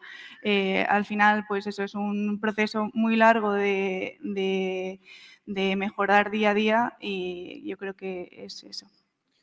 Muy bien. Y durante ese proceso que todos sabemos que no es lineal, o sea que hay, digamos, baches más para adelante, para atrás, durante esa recuperación, ¿cómo crees que influyó el equipo de rehabilitación, de recuperadores, fisios, adaptadores, cómo influyó en ti? Bueno, al final tuvieron mucha paciencia y esa paciencia me la retransmitieron a mí. Al final sabía que yo quería llegar también a un mundial, pero sabía que iba a ser unos meses muy largos y que igual no llegaba. Entonces, pues eso, me dieron esa paciencia y esa seguridad de que podía llegar, podía no llegar, pero me ayudaron a estar más tranquila. Muy bien. Y una vez que han pasado tantos años de esa lesión y que no has vuelto no has recaído de esa lesión ni en esa rodilla ni en la contralateral, ¿cómo ves en tu día a día si te sigue afectando, si ves que te influye a la hora de jugar, a la hora de participar, si ves que es distinta ahora tu forma de enfocar el juego a previa a la lesión?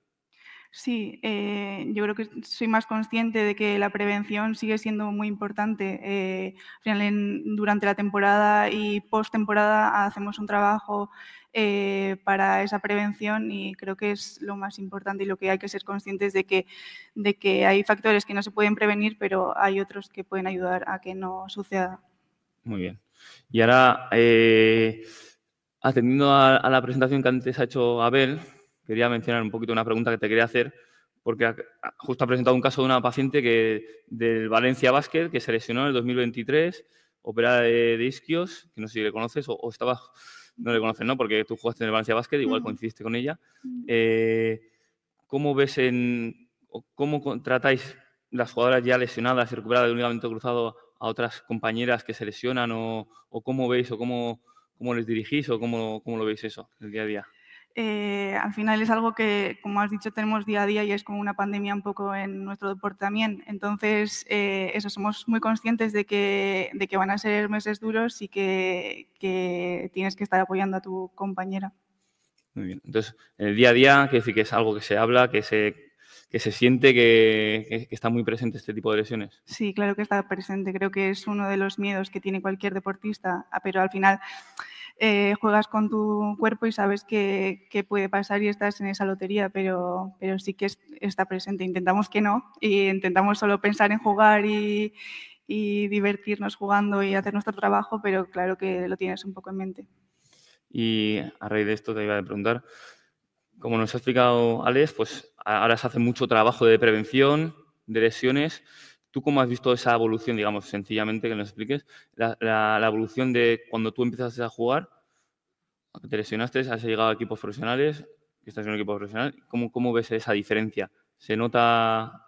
Se nota mucho. Yo antes de los 17 años, antes de romperme, no había hecho ningún trabajo de prevención y creo que cada vez y en equipos donde tienen más medios para poder hacer esa prevención y son más conscientes de ello, cada vez está más extendido, pero creo que se tiene que hacer más y ser más conscientes de que se puede prevenir y hacer ese trabajo. Muy bien.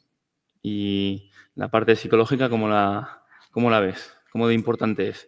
Yo creo que es importante. Yo no tuve ayuda de ningún profesional de la salud mental, pero creo que puede ayudar y depende también en qué proceso esté ese deportista, puede ayudar o ha recaído. Creo que cuando recaes de esa lesión, yo creo, no lo he sufrido y ojalá no pase, pero creo que sería importante, ayudaría.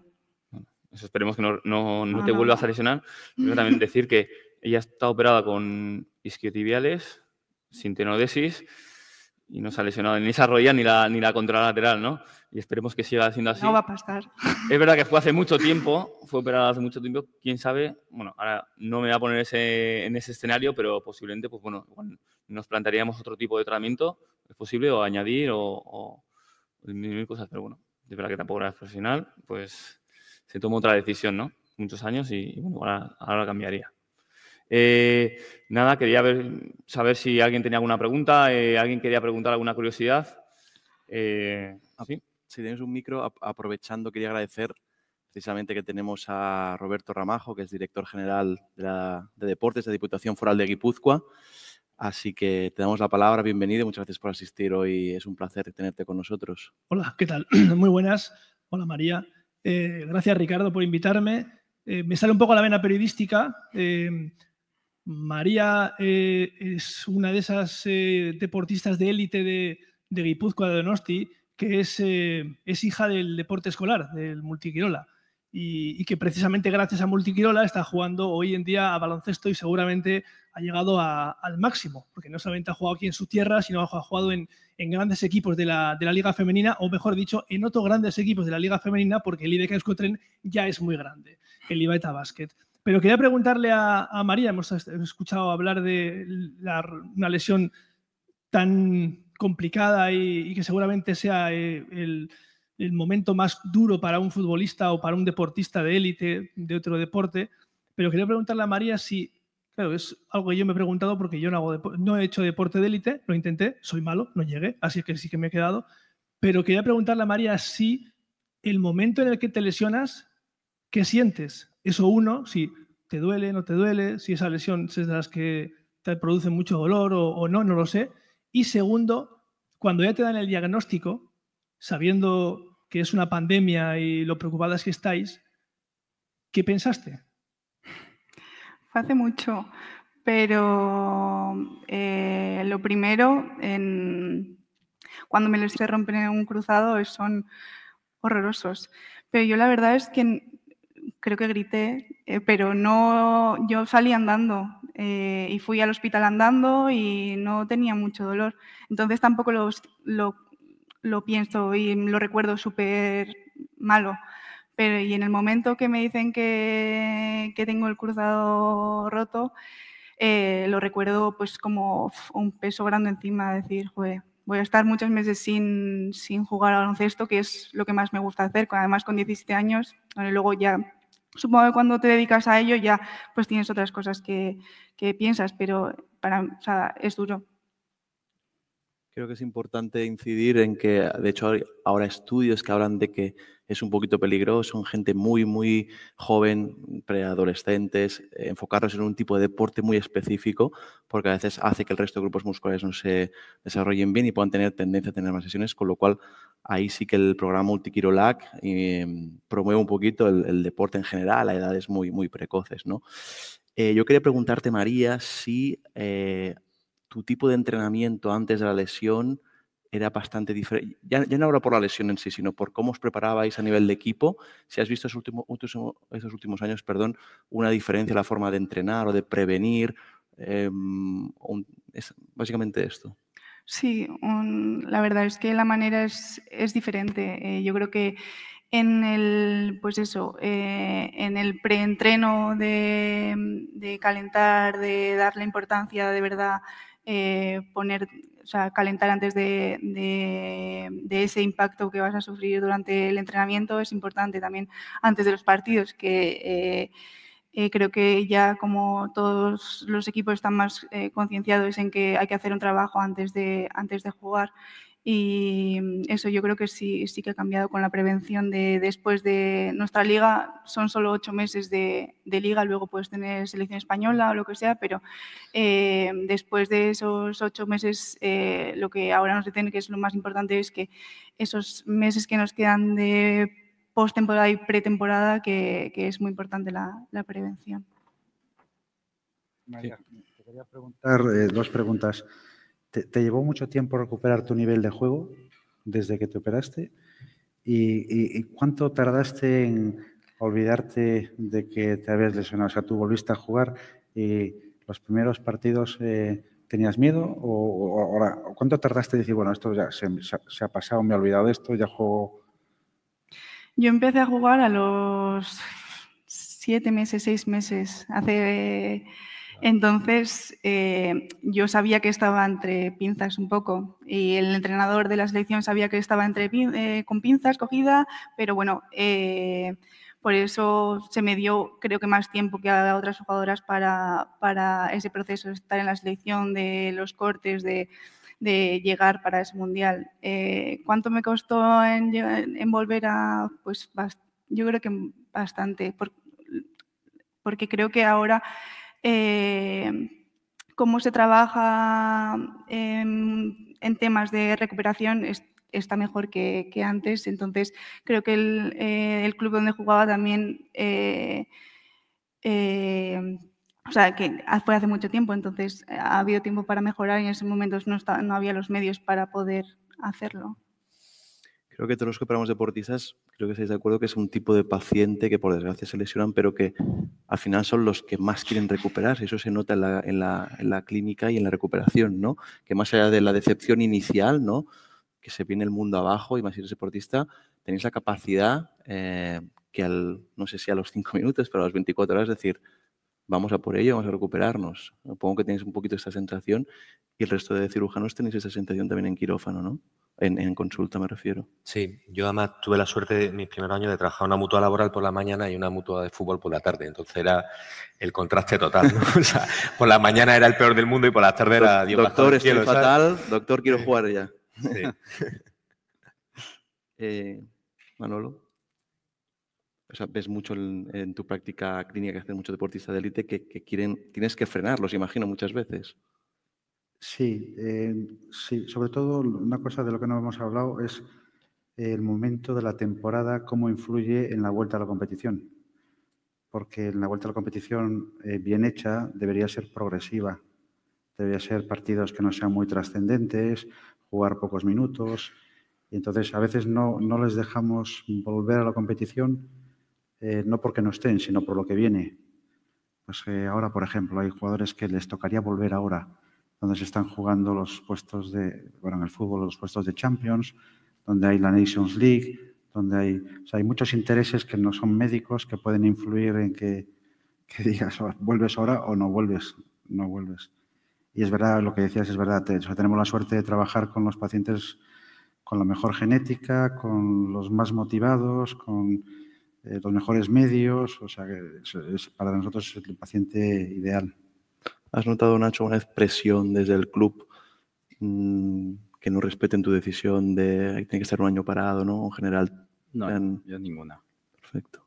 La verdad es que sí, el médico del club sigue bastante las indicaciones que vamos dando, respetan bastante bien los tiempos biológicos, pero al final es verdad que yo creo que no es una decisión nuestra decidir si está ya apta para jugar, no tenemos la suficiente información y necesitamos de esos fisioterapeutas que nos digan si realmente ven al paciente bien. Y generalmente se respetan esos tiempos biológicos como mínimo y después sí que toman un poquito más la responsabilidad de ellos. Alex, ¿tú lo ves en tu práctica diaria que la población general, el hecho de que deportistas de élite hagan los medios, que van a tardar un año en recuperarse, la población en general tiene asumido que no es bastante, a pesar de que la medicina adelante en conceptos de avance, todo el mundo acepta que el riesgo de recaída va a disminuir si esperamos más tiempo? ¿Tienes esa conciencia? Es muy difícil porque aparte es lo que comentábamos, tienen referentes que salen en prensa y que quieren anticiparse esos tiempos. Entonces, un claro ejemplo, está el doctor Leyes aquí, salió Rodrigo en una entrevista en un programa de televisión y él dijo, el doctor Leyes me ha dicho que me espero un año, pero yo voy a volver antes. O sea, es que, y lo digo porque lo hizo públicamente, o sea, esta persona no se da cuenta que el chaval de 15 años que se lesiona ve a Rodrigo por la tele y él quiere volver igual. Y más cuando ellos se sienten bien. Es una lesión muy compleja porque un paciente que va bien, a los 5 o 6 meses, el tío está de fábula. Pero está de fábula de sensación, no a nivel de realidad. Entonces es muy complicado. Pero sí que es verdad que la gente empieza a entender más en general, Claro, y se alarga. Yo tengo esa sensación. Empieza a entender porque se lo vas explicando, porque también van referentes que sí que lo están respetando un poco más.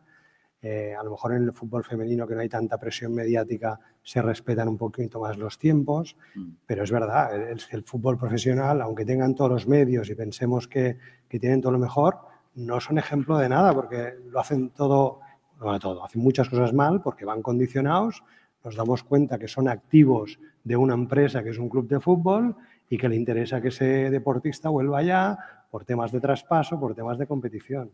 Perfecto. Tenemos una pregunta en el público. Bueno, quisiera aprovechar para hacer dos preguntas. Uno para María Aranzamorguil, cuando ha comentado que los clubes tienen cada vez más medios para hacer el trabajo de prevención. Bueno, ella, aparte de Nide Euskotren, has jugado en Estudiantes, en Valencia Basket. No sé si hay mucha diferencia en ese trabajo de un club a otro o ya es todo mucho más estándar. Esa es la primera pregunta.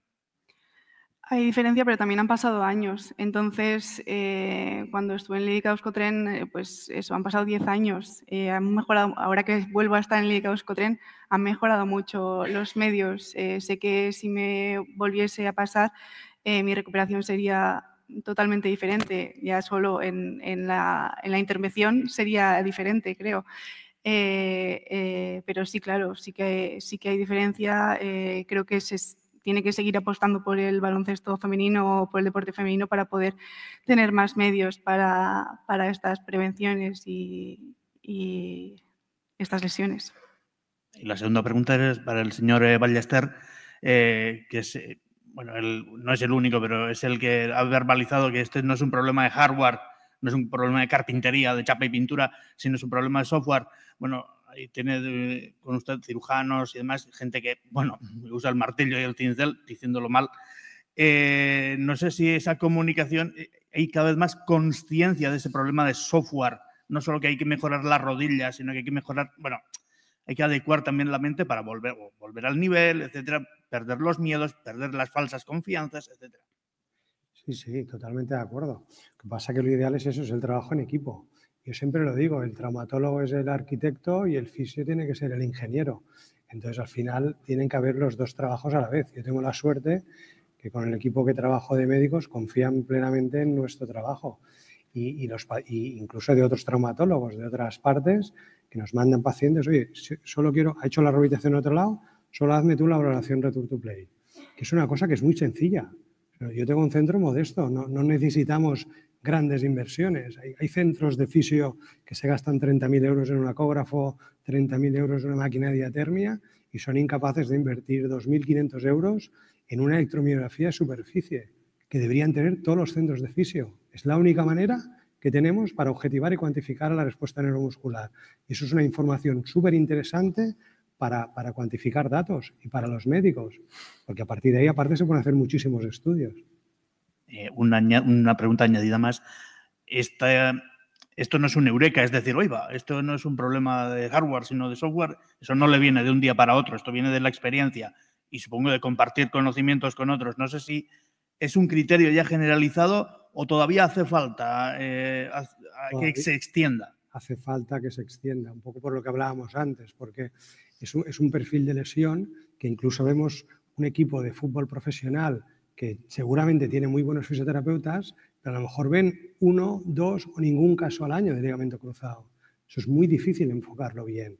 A lo mejor con lesiones musculares tendinosas tienen muchísima experiencia, pero por citar cualquier equipo, da igual, equipo X, si tiene 2, 3 jugadores lesionados, solo ve 2, 3 al año. Yo tengo la suerte que veo 7 cada día, con los que estoy casi una hora con los 7. Entonces, al final es un tema de curva de aprendizaje y de los pacientes que tienes. Yo quería aprovechar, ya que está el doctor Manuel Leyes aquí, y hemos mencionado varios a Carolina Martín. ¿Vosotros creéis que es casualidad? Carolina Martín se lesiona en el 2019 en una final de Masters en Indonesia. Se lesiona en 2021, justo antes de las Olimpiadas de Tokio. Y se lesiona en el 24, en una semifinal, en las Olimpiadas de París. Cuando un gesto lo ha hecho 200.000 veces, el mismo gesto con el que se lesiona. O sea, ¿el problema está en la rodilla?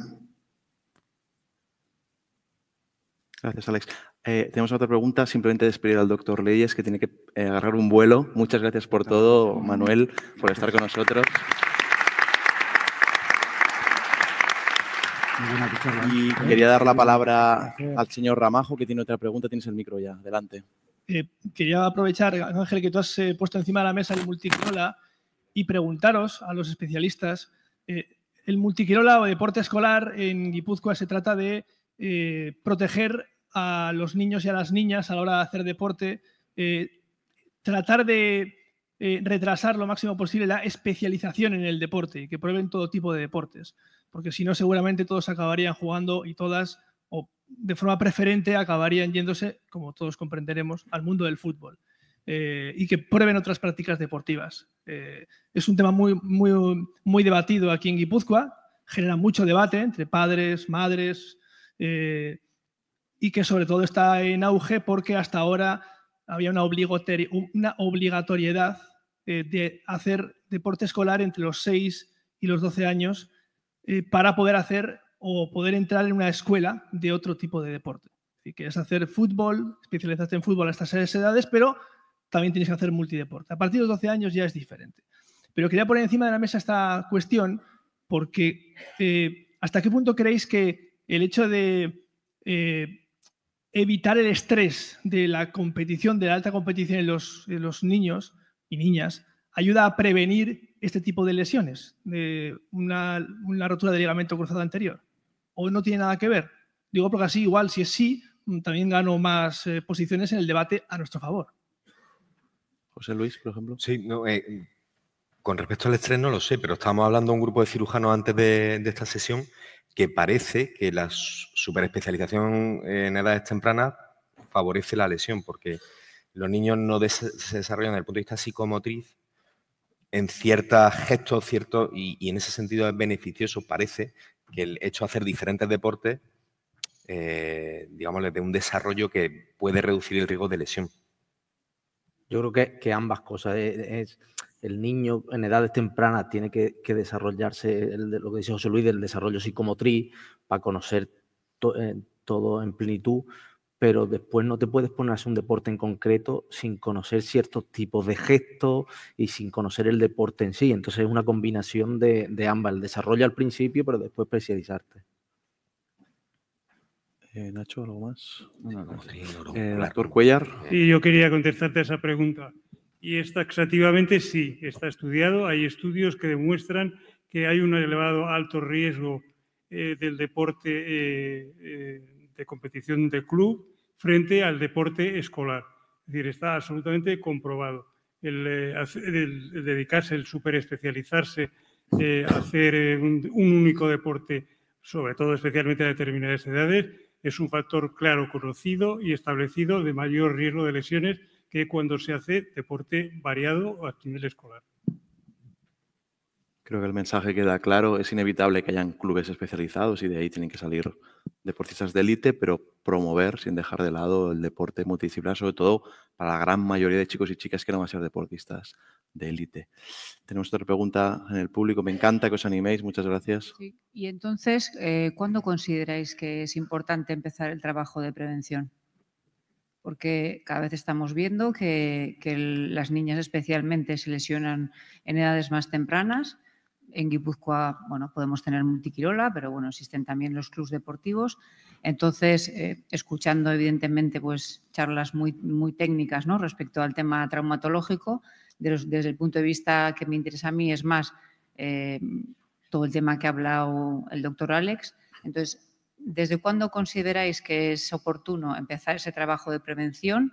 ¿Con qué ejercicios empezaríais? Porque si, aunque no empecemos en edad temprana a hacer deporte, realmente el multiquirola también se compite, igual que con las escuelas deportivas. Con lo cual, ¿qué edad es la que ustedes consideran que es la adecuada para empezar los trabajos de prevención y qué trabajos de prevención? Contesto. ¿Cuánto antes? Alex, ponte un poquito eso más cerca porque... ¿Se me oye ahora? Sí. ¿Sí? Pues cuanto antes mejor. Lo que pasa es que siempre tenemos condicionado el trabajo de prevención al trabajo de fuerza. Y eso es un error, porque incluso se ha visto que cuanto más fuerte, a lo mejor más riesgo de lesión tienes. Entonces, así como decíamos que no hagan un solo deporte, que hagan varios. ¿Por qué? Porque un niño tiene que desarrollar sus habilidades motrices, sus capacidades básicas, y eso es lo que tiene que trabajar. Tiene que trabajar el salto, tiene que trabajar el correr. Eso es muy importante, que los niños ya desde pequeñitos corran, porque es una habilidad motriz que tenemos que adquirir. Y luego hay una línea de ejercicios que se llama 11 Plus de la FIFA, que eso está demostrado por evidencia científica, que los niños que hacen estos ejercicios se lesionan menos. Y luego la otra cosa muy importante que yo siempre que voy a un congreso hablo, hay factores extrínsecos que son modificables. Desde que jugamos en campos de césped artificial sintéticos con botas de taco que no tocan, que no son multitaco o no son AG21, ha aumentado un 500 y pico. Hay un estudio de la Federación Madrileña de Fútbol que lo está diciendo. Entonces, cuando un chico, y ya no chico, con un adulto, tiene una lesión de ligamento cruzado, no puede volver a jugar a fútbol en un campo sintético con unas botas de fútbol profesional de campo de hierba. Y estas son cosas que podemos cambiar, son fácilmente modificables.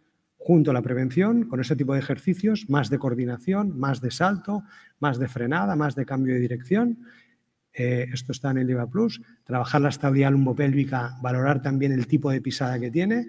Hay estudios que marcan que una tendencia a la pronación, que lo tienen muchos niños, induce el valgo dinámico. una debilidad de los músculos estabilizadores de la cadera, induce también al aumento del valgo dinámico, pero sobre todo el tema de las superficies. No podemos cambiar los campos ni decir que los rieguen más. Aquí en el norte a lo mejor llueve más, están más regados. En Barcelona es un desastre. Pero a mí me vienen chicos con unas zapatillas, es que me han costado 300 euros. Digo, pues si no es el precio. Es que estas zapatillas tienen una codificación y cada codificación corresponde a un terreno. Y eso no se está haciendo porque la industria le interesa vender un tipo de calzado. Y eso todos los traumatólogos deberían decir, no puedes jugar ya más con este tipo de calzado. Sobre todo niños que estamos viendo, nunca se había visto antes, niños de 12, 13, que incluso la plastia, el injerto que tienen que escoger muchas veces es al padre. Y entran juntitos a quirófano, el padre o la madre y el niño, porque no tienen un tendón lo suficientemente grande o si el médico no está muy especializado en estas técnicas para respetar las fisis óseas, a lo mejor le dicen, oye, pues mira, no hagas nada, no te opero y cuando seas grande ya te operaré. Y a un niño de 12 años le estás diciendo que no juega fútbol. Hubo una época que hubo mucha discusión con el tema de multitacos, césped artificial. Como dices tú, a veces es muy difícil poner césped natural en toda España porque cada región es diferente a nivel climático. Sí, sí, pero hay sí que tiene evidencia, mucha incidencia en cuanto a prevención eso.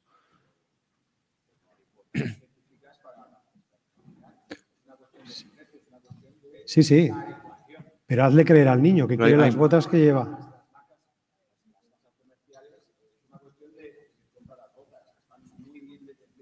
Sí, sí. Pero eso tienes que explicarle, porque él no lo sabe. Puedes aconsejarle, es un ítem más. Sí, claro, pero el evitar la relesión es importante también. Pues yo lo que intento, no digo que sea una obligación. No, pero que es una recomendación. Pero que no es una cuestión de la superficie articular. Es una cuestión de muchos factores. No vamos solamente a decir que el césped artificial aumenta la tasa de relesión. Pero es que eso es lo que dice la evidencia. Hombre, y no. Ya te pasaré el artículo si quieres. Pásamelo. Y tanto. Uno no. Hay varios artículos. En los jugadores de fútbol americano sí que aumenta la incidencia. En los jugadores de fútbol no es así. Y sobre todo a nivel de tobillo, no a nivel de rodilla. Te lo pasaré. Yo llevo la Federación de Fútbol de Murcia y estoy implicado en todo esto. Entonces, te pasaré el estudio que hay de la Federación Madrileña de Fútbol del año 2015, creo que es, que ha aumentado en un 530%. Antes con los campos pero de tierra no se veía. No han aumentado la superficie, han aumentado por la exigencia. Y porque cada vez tenemos niños más pequeños jugando. Yo ahora cada año opero entre 20 y 30 menores de 14 años. Es una variable más. Eso es una barbaridad. Pero es una variable más que yo creo que podemos, al final es reducir potencialmente. Digo que no vamos a solamente a dar una variable. Son muchas. Hemos dicho que son otras cosas también. De todas formas, yo veo bien que nosotros como traumatólogos podemos hacer ese consejo, pero creo que respondiendo a la pregunta de esta señora, creo que como país algo no estamos haciendo bien porque quizá sería tan fácil como que todos los entrenadores tuvieran como rutina, que es algo que se hace, por ejemplo, en Estados Unidos con mucha más frecuencia, el Eleven Plus, o sea, el programa de entrenamiento neuromuscular. Y probablemente es que creo que los dos ya hay razón. Creo que Silvio lleva razón porque nosotros los traumatólogos al final, ¿qué pacientes vemos? Los que se han lesionado. Lo ideal sería que el entrenador le dijera al niño, claro, ponte estos tacos, tal. Y luego nosotros como traumatólogos, a los que se han lesionado y que hayamos operado, que tienen más riesgo, insistamos y probablemente les recomendemos que hagan el entrenamiento neuromuscular. Pero respondiendo a su pregunta, yo creo que deberíamos de concienciar más a los entrenadores y usted ha preguntado que cuándo. Yo diría en cuando empiecen en un equipo, que es cuando realmente pueda haber un ratito que son 20 minutos y que el entrenador diga esto. Y hasta que no hagamos esto, no seguimos. ¿Creéis también que una manera de prevención es el cambio social? Es decir, que muchos padres y madres no sometan a estrés a sus hijos pensando que van a ser el nuevo Messi y se dediquen a promover que disfruten del deporte a los 8, 9, 10 años. Es decir, a veces el entorno familiar puede hacer que ese niño se lesione más fácilmente por el estrés deportivo y porque hay la presión de que vas a ser tan bueno que puedes llegar a ser profesional. También es una cuestión de números. O sea, los niños estos que van para Messi, que lo hay, es que juegan muchísimo. Yo tengo ahora un caso de una íntima amiga de la infancia que el niño es un fenómeno. O sea, es un fenómeno. De hecho, están a hacer las pruebas con el Barça. Y yo me planteo, pero bueno, si tiene 8 años, ¿te vas a ir a Barcelona con tu hijo? Sí, me voy a Barcelona, tal. me parece personalmente un error. Pero entiendo que esos padres que ven que el niño es un fenómeno, que sale en el periódico, que es la ilusión del niño y que, ¿por qué no?, también la ilusión de ellos, que el niño llega a profesional y tal, pues a lo mejor es difícil de aplicar un poco de sentido común, que es lo que yo creo que nos falta a todos un poco, ¿sabes? Pero me refiero a que a lo mejor jugadores están jugando en pueblos... No, y perdona, que me he liado. El niño juega con el equipo de su categoría superior, con el suyo. Va 2 días a la semana a Sevilla porque hay como una especie de tal. Luego hace el campus de no sé qué. Entonces, por cuestión de números, por ejemplo, ¿por qué el Madrid o el Barcelona tienen más lesionados? También es porque juegan más partidos. Y en los partidos se lesionan más. Entonces, si tiene a un niño que juega el doble que otro, es cuestión de números. Ricardo. Sí, solamente algunas puntualizaciones. Evidentemente, el objetivo de esta reunión que estamos manteniendo esta tarde es trasladar, como dije al principio, nuestras preocupaciones, pero para que realmente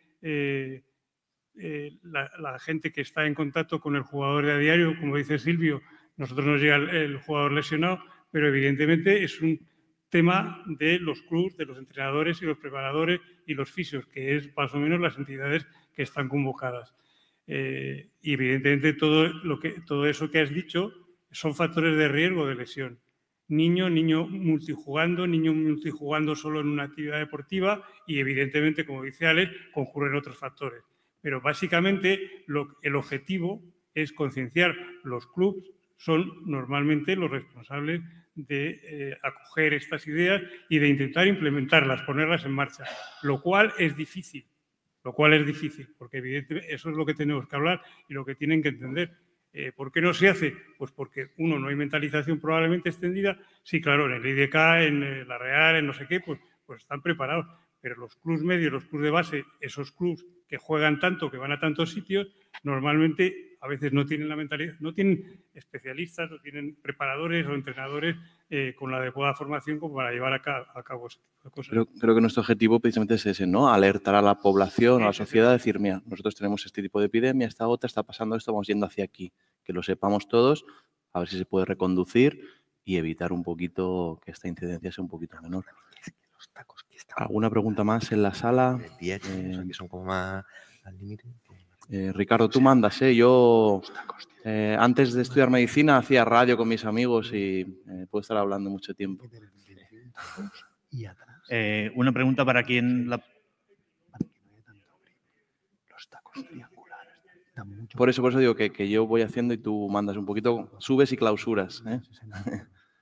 Adelante. La única pregunta que me queda es saber si las lesiones, en este caso, ya que nos hemos olvidado un poco de las mujeres que practican deporte, estamos hablando de un fenómeno que no debe ser mujer, si se lesionan más en entrenamientos, si se lesionan más en los partidos, si las jugadoras, las deportistas, se plantean distinta, acometen de forma distinta un entrenamiento, un partido, si se calienta mejor, si se calienta, el trabajo preventivo es mejor, es peor, etcétera. Eso no sé si, seguro que hay estudios, y más de uno y más de 3 de ello, no sé si pueden dar información al respecto. Se lesionan más tanto hombres como mujeres en partido durante la competición que en entrenamiento. Van más al límite. Hay un estudio muy interesante de 10 temporadas de la Liga Italiana Primera División que analizan todas las lesiones que ha habido. Donde hay más lesiones son a principios de temporada, y lo vemos con equipos un poco más mediáticos, y en los primeros 25 minutos. O sea, que el concepto de que la fatiga y al final del partido tenga más riesgo, es verdad que a final de partido hay un pequeño repunte, pero a principio de temporada y a principio de los minutos es cuando más lesiones de ligamento cruzado hay. Otro motivo más para pensar que es un tema más neurocognitivo. No están aún en situación. Eso que han calentado. Pero a lo mejor también los calentamientos tienen que cambiar y que no solo sean físicos, sino que a lo mejor sean más un poquito de estrés mental. Eso los tenistas lo están haciendo. Cuando vemos un tenista calentar fuera, antes ya ha estado calentando con ejercicios oculares, ejercicios vestibulares, ejercicios de coordinación. Todo esto es muy importante porque a lo mejor esto es lo que tiene que calentar. Todos hemos jugado algún deporte, a lo mejor vas a jugar a pádel y hostia, hasta que no llevas 10 minutos no estás en el partido. Esto es un tema neurocognitivo. Perfecto. No sé si estáis todos de acuerdo, yo creo que sí. En partidos es más impredecible. En entrenos tú puedes autogestionarte en un partido contra un rival, dependes del contacto con otras personas y a veces vas más al límite. ¿Qué más? No sé si hay alguna otra duda en la sala, o inquietudes o sugerencias o críticas a los médicos que podemos hacer algo mejor también, o a la sociedad. Todo vale. Tú, María, desde el punto de vista de deportista, ¿sugerirías algo que crees que, cómo has vivido la lesión, asesoramiento, tal, que se podría cambiar, o crees que está evolucionando cada vez a una más profesionalización y que en principio se está haciendo un poquito las cosas mejor ahora que antes? Las cosas se están haciendo mejor, pero creo que se puede mejorar. Creo que se hacen muchos estudios, o creo que sobre la menstruación hay equipos que están más concienciados en eso, pero creo que se dice al principio de temporada, pero no se extiende a lo largo de temporada, porque al final tienes, pues, te estás jugando algo importante y no vas a dejar a tu mejor jugadora sin entrenar.